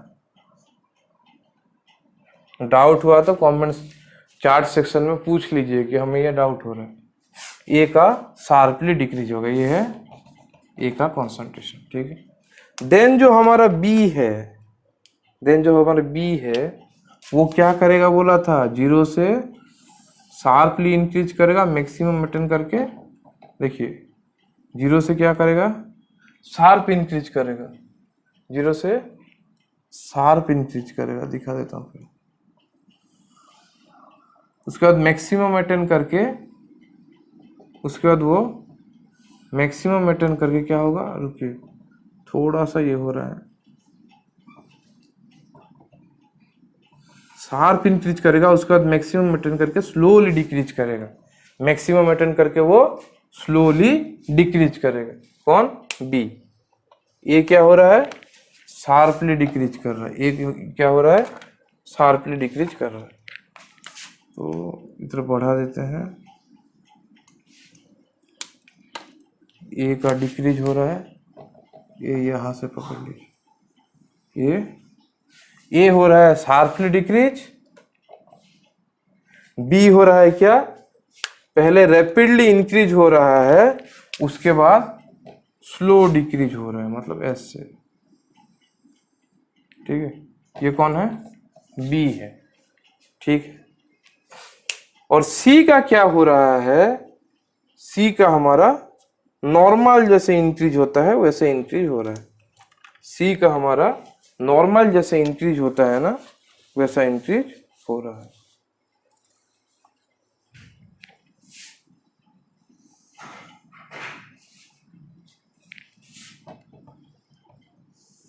सी का हमारा नॉर्मल इंक्रीज हो रहा है। समझ में आया? ए का क्या हुआ, ए का शार्प डिक्रीज हुआ, बी का पहले क्या हुआ, सडन इंक्रीज हुआ, मैक्सिमम अटेन किया, उसके बाद स्लोली डिक्रीज हुआ, और सी का स्लोली इंक्रीज हो रहा है। तो लिख लीजिए, लिख लीजिए।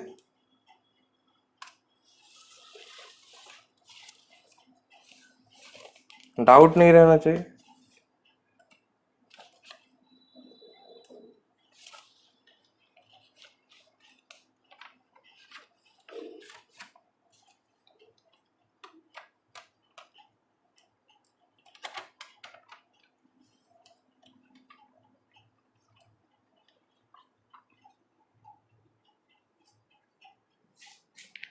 ठीक है, ए का स्लोली इंक्रीज हो रहा है, ठीक है, ये स्लोली, इसको मैंने यहां दिखाया, आप धीरे से भी दिखा सकते हो।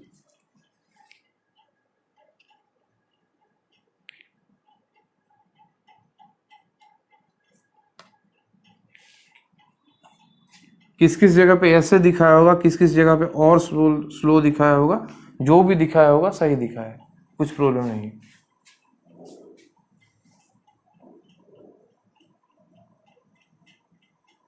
ठीक है, कर लिया।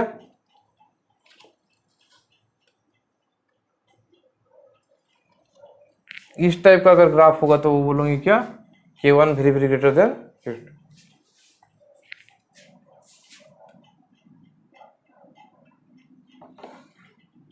इरेज किया।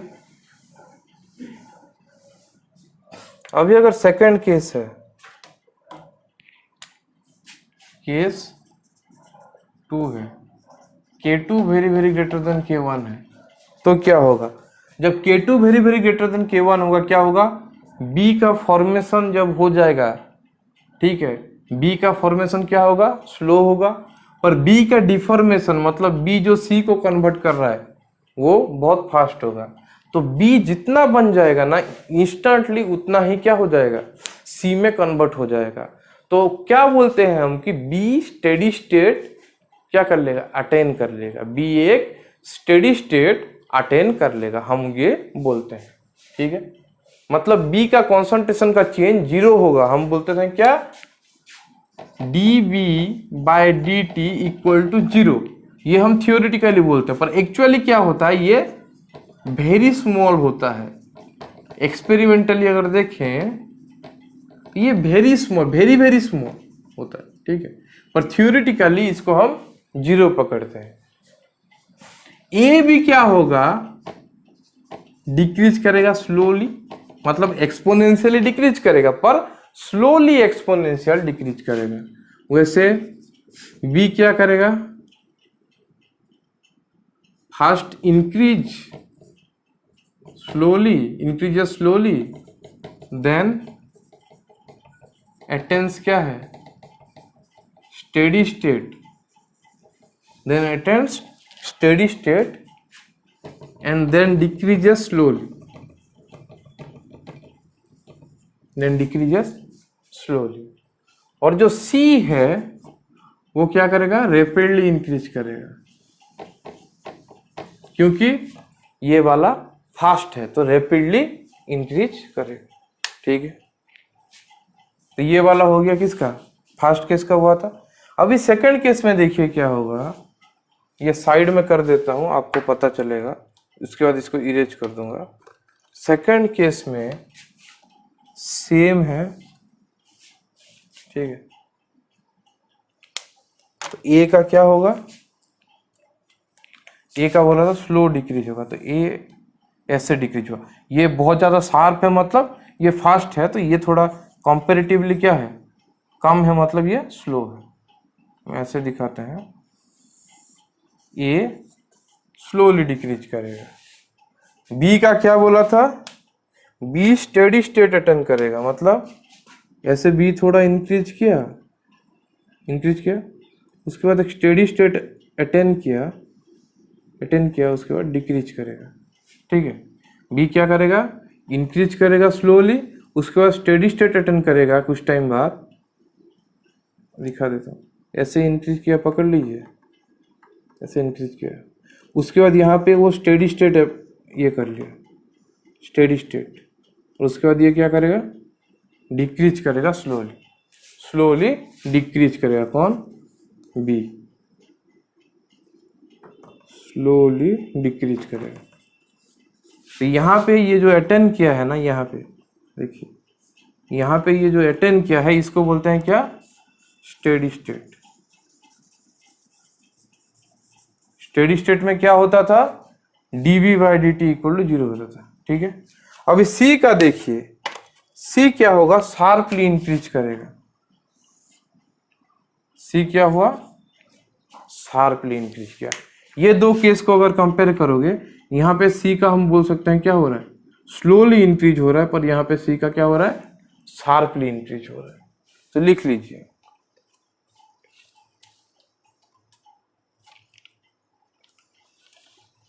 ठीक है।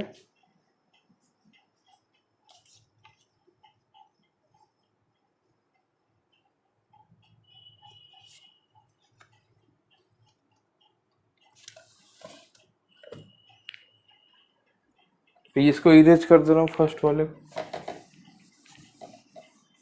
ये है K2 very very greater than K1 के लिए, और ये स्टेडी स्टेट में क्या होता है, dv/dt इक्वल टू क्या होता है, 0 होता है।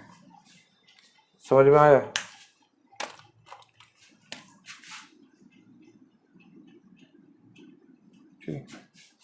Steady state.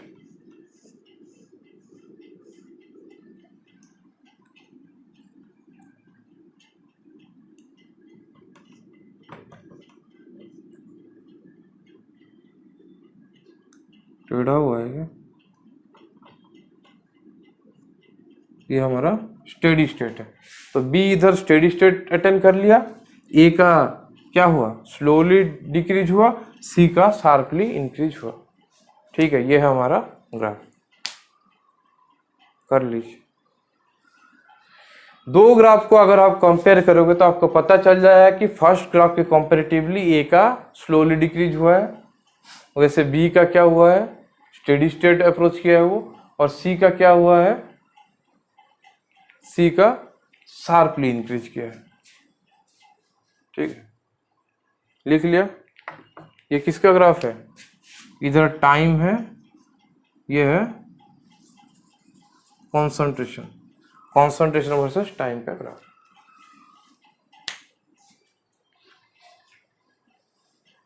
लिख लिया होगा। तो अभी ग्राफ में कुछ डाउट है? कोई भी डाउट नहीं रहना चाहिए, मैं इतना अच्छे से समझा दिया हूँ। जनरलाइज मैंने ग्राफ बता दिया आप लोगों को, उसके बाद K1 very very greater than K2 के लिए ग्राफ बता दिया, K2 very very greater than K1 के लिए ग्राफ बता दिया। आप क्या कर सकते हो, K2 और K1 को कंपेयर करके आप उसका मैथमेटिकल एक्सप्रेशन से भी जान सकते हो कि ग्राफ कैसे होगा। ओके, ठीक, इरेज कर रहा हूँ अभी।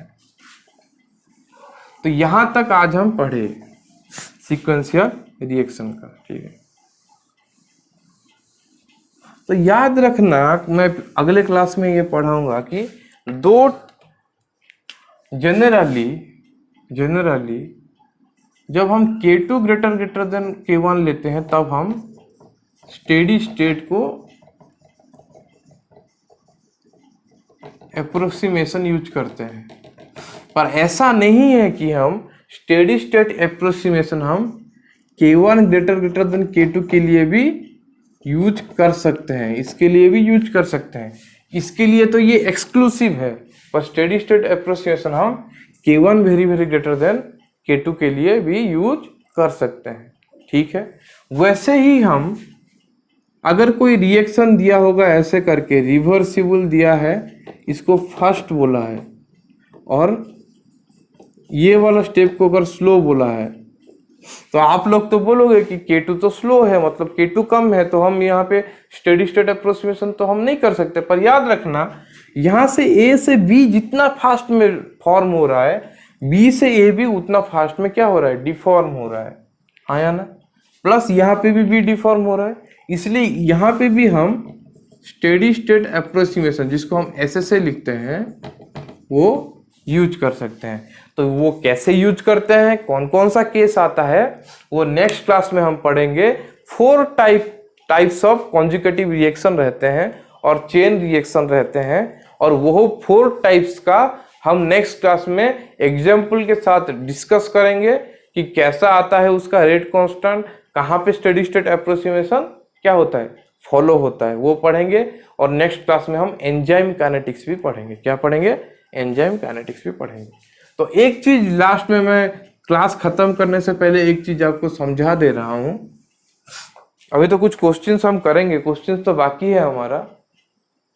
क्या समझा दे रहा हूं कि देखो, अप्रोक्सीमेशन होता है ना, अप्रोक्सीमेशन होता है, वो 2 टाइप का होता है। वो कितना टाइप का होता है, 2 टाइप का होता है। एक होता है steady state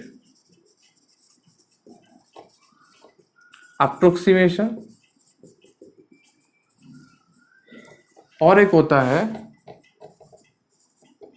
equilibrium state approximation, ठीक है, 2 होता है।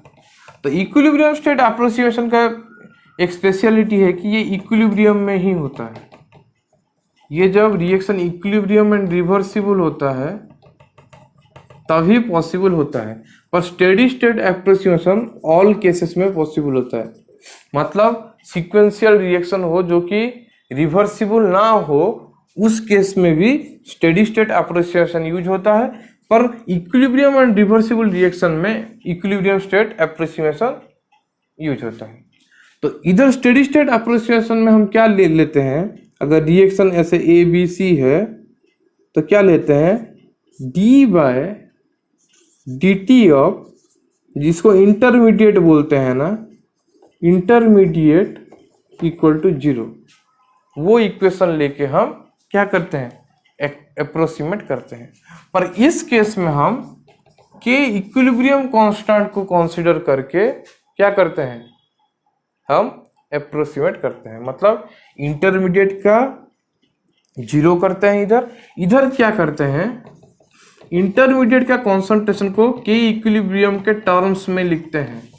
मतलब के इक्विलिब्रियम के साथ कुछ मल्टीप्लाई हुआ होगा या कुछ डिवाइड हुआ होगा, कोई कॉन्सेंट्रेशन, के इक्विलिब्रियम इनटू कॉन्सेंट्रेशन टर्म्स के हिसाब से हम लिखते हैं। कब, यहाँ पे। पर यहाँ पे क्या करते हैं, हम d/dt ऑफ इंटरमीडिएट को 0 लेके हम क्या करते हैं, आगे बढ़ते हैं, इधर इक्विलिब्रियम के हिसाब से लिखते हैं। तो इतना डिफरेंस अभी जानिए। नेक्स्ट क्लास में हम ज़्यादा से ज़्यादा क्वेश्चन करते जाएंगे, तो आप स्टेडी स्टेट अप्रोक्सीमेशन के बारे में अच्छा नॉलेज आपको आ जाएगा कि स्टेडी स्टेट में क्या होगा, इक्विलिब्रियम स्टेट में क्या होगा। इसको बोलते हैं क्या, SSA, इसको बोलते हैं ESA। ठीक है, शॉर्टकट में या ये लिख लीजिए, नेक्स्ट क्लास में अच्छे से डिस्कस करेंगे। अभी क्वेश्चंस कुछ करते हैं, रुकिए क्वेश्चंस।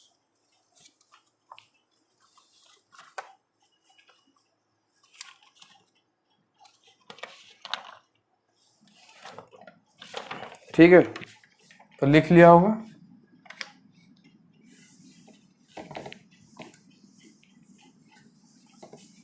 अभी क्वेश्चन नंबर 1 लिखिए।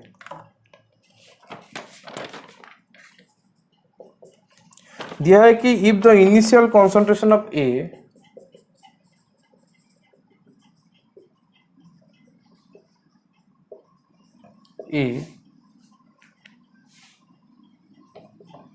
is 2.0 mole DMQ minus 3 and K1 and K2 are, लिख लीजिए, R 0.30 and 0.50 minute inverse respectively,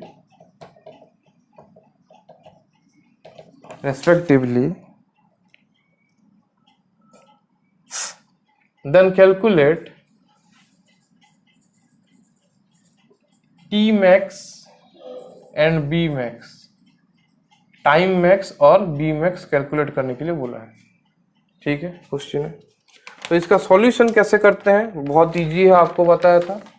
इसका सॉल्यूशन हम कैसे करेंगे, हमें पता है क्या, रिएक्शन कैसा हो रहा है, AB2C हो रहा है, यह है K1, यह है K2। ठीक है, ए का वैल्यू दिया है, मतलब इनिशियल ए का वैल्यू दिया है 2.0। ठीक, तो सॉल्यूशन में क्या करेंगे, हमें पता है कि टी मैक्स क्या होता है, अरे 1/K1 माइनस K2 लॉन K1/K2 इक्वल टू हम कर देंगे 1/K1 कितना है, इसका वैल्यू कितना था, 0.15। सॉरी, क्वेश्चन में ये था, ये 0.15 है, 0.15। ये हो जाएगा 0.3 माइनस 0.15 लॉन 0.3 डिवाइडेड बाई 0.15। ठीक है, ये हो जाएगा 0.15 लॉन 2। ठीक है, तो आंसर आ जाएगा 4.6 मिनट्स। तो टी मैक्स हमारा क्या हो जाएगा, 4.6 मिनट्स। लिख लीजिए।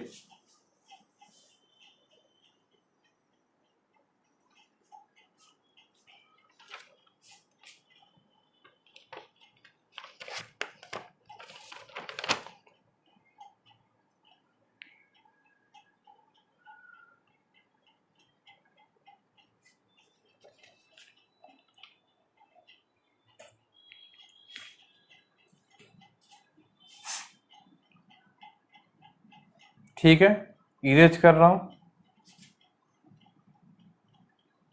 इरेज।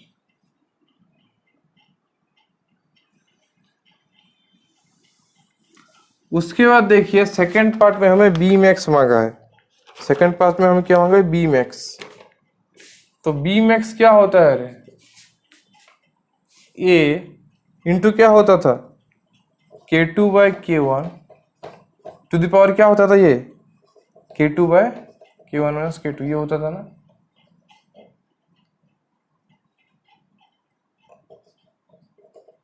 बार बार क्या है, ए का वैल्यू कितना दिया है 2, K2 का वैल्यू कितना दिया है 0.15, K1 का वैल्यू 0.3, K2 का वैल्यू 0.15 डिवाइडेड बाय 0.3 माइनस 0.15। तो इसको हम लिख सकते हैं 2, ये हो जाएगा कितना 0.15/3 कितना 1/2, ये हो जाएगा 0.15 डिवाइडेड बाय 0.15।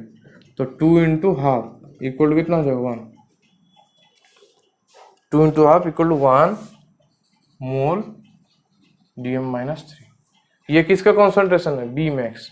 तो दैट इम्प्लाइज वी मैक्स क्या हो जाएगा रे 1 मोल DM-3।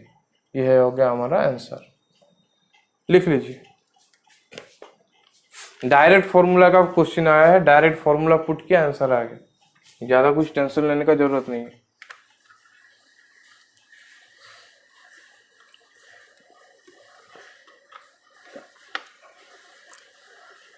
उसके बाद और एक नंबर करते हैं, उसको बेस करके आज का लास्ट क्वेश्चन लिख लीजिए पहले।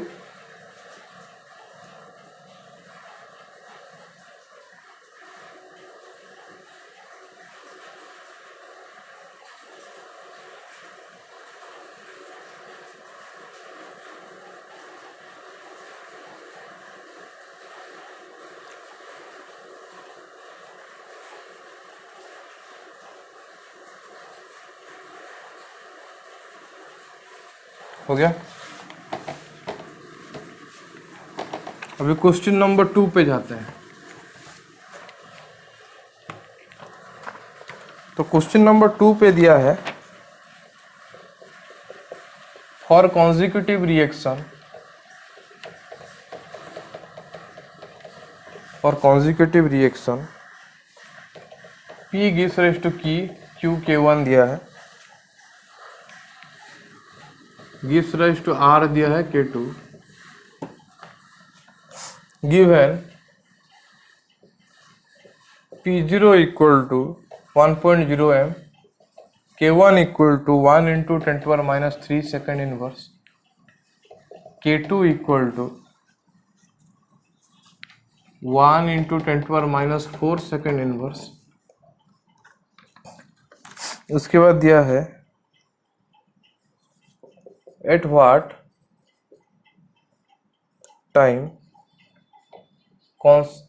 concentration of Q and R are 0.5966 molar and 0.0355 molar respectively. ठीक है, क्वेश्चन दिया है, ऑप्शन दिया है A T equal to 500 second, B दिया है 750 सेकेंड, सी दिया है 1000 सेकेंड, डी दिया है 15,000 सेकेंड। 4 ऑप्शन दिया है। दिया है कि for a give conjugative reaction P gives rise to Q gives rise to R, P0 का वैल्यू दे दिया है, मतलब इनिशियल कॉन्सेंट्रेशन दे दिया है, 2 रेट कांस्टेंट दे दिया है, और बोला है कि कौन सा कॉन्सेंट्रेशन, मतलब कौन सा टाइम में Q और R का कॉन्सेंट्रेशन इतना इतना हो रहा है रेस्पेक्टिवली पूछा है, टाइम पूछा है। तो टाइम हम निकाल सकते हैं, निकाल लेंगे और क्या।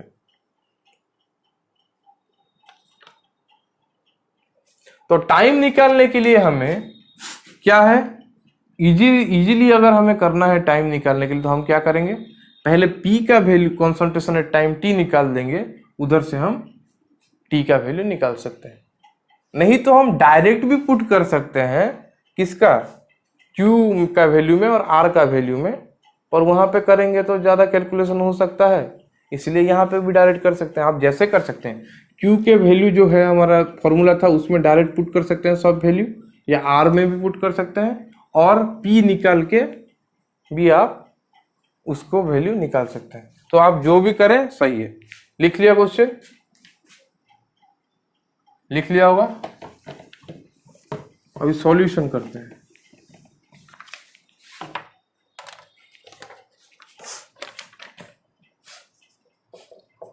हमें पता है कि P0 इक्वल टू क्या होगा, P का कॉन्सेंट्रेशन है T, Q का कॉन्सेंट्रेशन है T प्लस R का कॉन्सेंट्रेशन है T। दैट इम्प्लाइज P का कॉन्सेंट्रेशन क्या होगा रे, P का कॉन्सेंट्रेशन होगा P0 minus Q minus R। तो P0 कितना दिया है 1, माइनस ये कितना दिया है 0.5966 माइनस 0.0355। तो इसको माइनस करेंगे तो आ जाएगा 3679, 3679। ये हो जाएगा हमारा किसका कॉन्सेंट्रेशन, P का कॉन्सेंट्रेशन। देन हमें पता है कि P का कॉन्सेंट्रेशन इक्वल टू होता है P0 into e to power minus K1T, है या ना। तो दैट इंप्लाइज हम लिख सकते हैं, क्या लिख सकते हैं, P by P0 equal to e to power minus k1t। That implies ln P by P0 equal to क्या हो जाएगा, ln e to power minus k1t that equal to minus k1t। हाँ या ना, क्योंकि माइनस k1t ln e हो जाएगा, लिख देते हैं ln e दैट इक्वल हो जाएगा माइनस k1t। हाँ या ना, लिख लीजिए इतना, लिख लिया इतना, लिख लीजिए। P का वैल्यू हमने निकाल दिया इतना, उसके बाद यहां से हमें निकालना है क्या, T का वैल्यू। और डायरेक्ट भी फॉर्मूला लिख सकते हैं, क्यों नहीं लिखे, आपका मन। तो इधर से क्या हो गया हमारा, ऐसे भी लिख सकते हैं इसको, ln P0 by P equal to k1t। ठीक है, ये फॉर्मूला हम डिराइव किए थे, पर मैं यहां से भी दिखा दिया, आपका जो भी मन है इसको डायरेक्ट लिख देना, कुछ प्रॉब्लम नहीं है। तो लिख दिया होगा,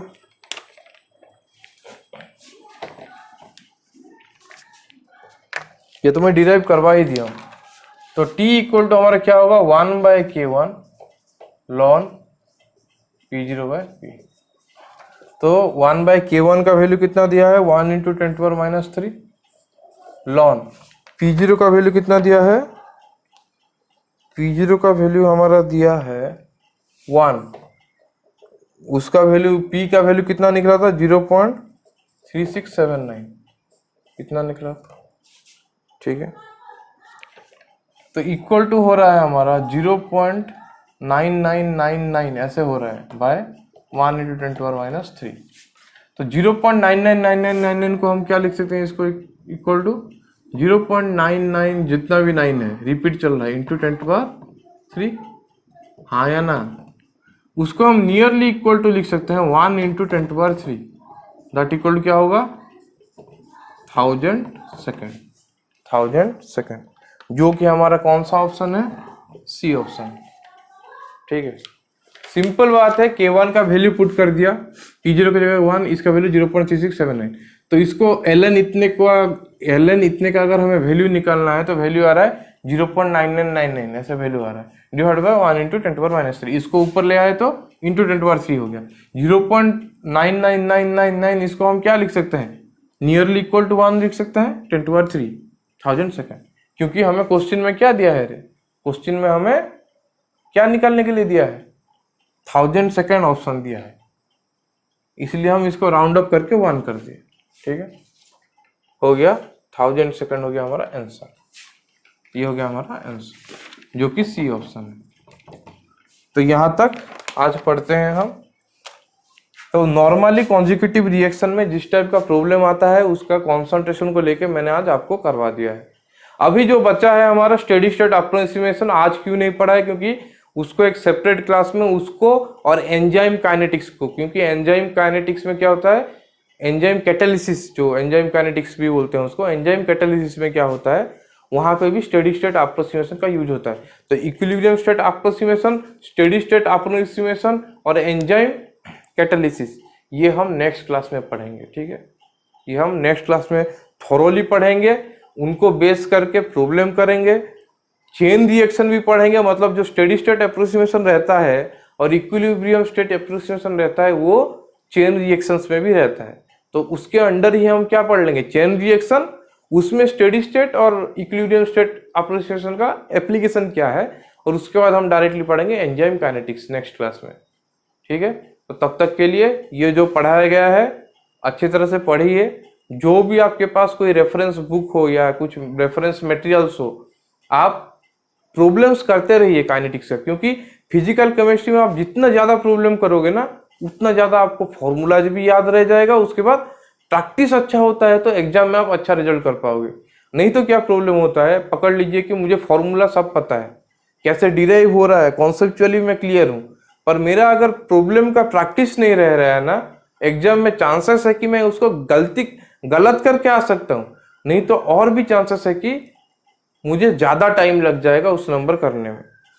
ठीक है, इसीलिए इफेक्टिव रहने के लिए और इफेक्टिव अप्रोच में एग्जाम में क्वेश्चन सॉल्व करने के लिए प्रैक्टिस करते रहिए। और जो भी डाउट होगा आप आइदर हमारी यूट्यूब के वीडियो के कमेंट सेक्शन में पूछ सकते हैं, नहीं तो ये वीडियो जब प्रीमियर होगा तो उसके चार्ट सेक्शन में भी पूछ लिया होगा आप लोगों ने। नहीं तो आप हमारा जो टेलीग्राम चैनल है जिसका लिंक मैं इस वीडियो के डिस्क्रिप्शन में दे दिया हूँगा, अगर लिंक काम नहीं करेगा तो आप क्या कर सकते हो, आप डायरेक्ट टेलीग्राम में जाके केमिकल एजुकेटर्स IIT जाम सर्च कर सकते हो, आपको हमारा चैनल मिल जाएगा ये लोगों के साथ। आप उधर ज्वाइन कर लेना, अपना डाउट पूछना, हम उससे सॉल्व करके आपको जितना जल्दी हो सके उतना जल्दी सॉल्व करके आपको भेज देंगे। तो वीडियो अगर अच्छा लगा लाइक कीजिए, चैनल को सब्सक्राइब कीजिए, अपने दोस्तों को बोलिए कि अगर अच्छा लगा कि, क्योंकि यहाँ पे हम अच्छा अगर पढ़ाई मिल रहा है तो अपने दोस्तों को भी ये रेफर कीजिए। और अच्छे से रहिए, खुश रहिए, पढ़ाई कीजिए। बाय।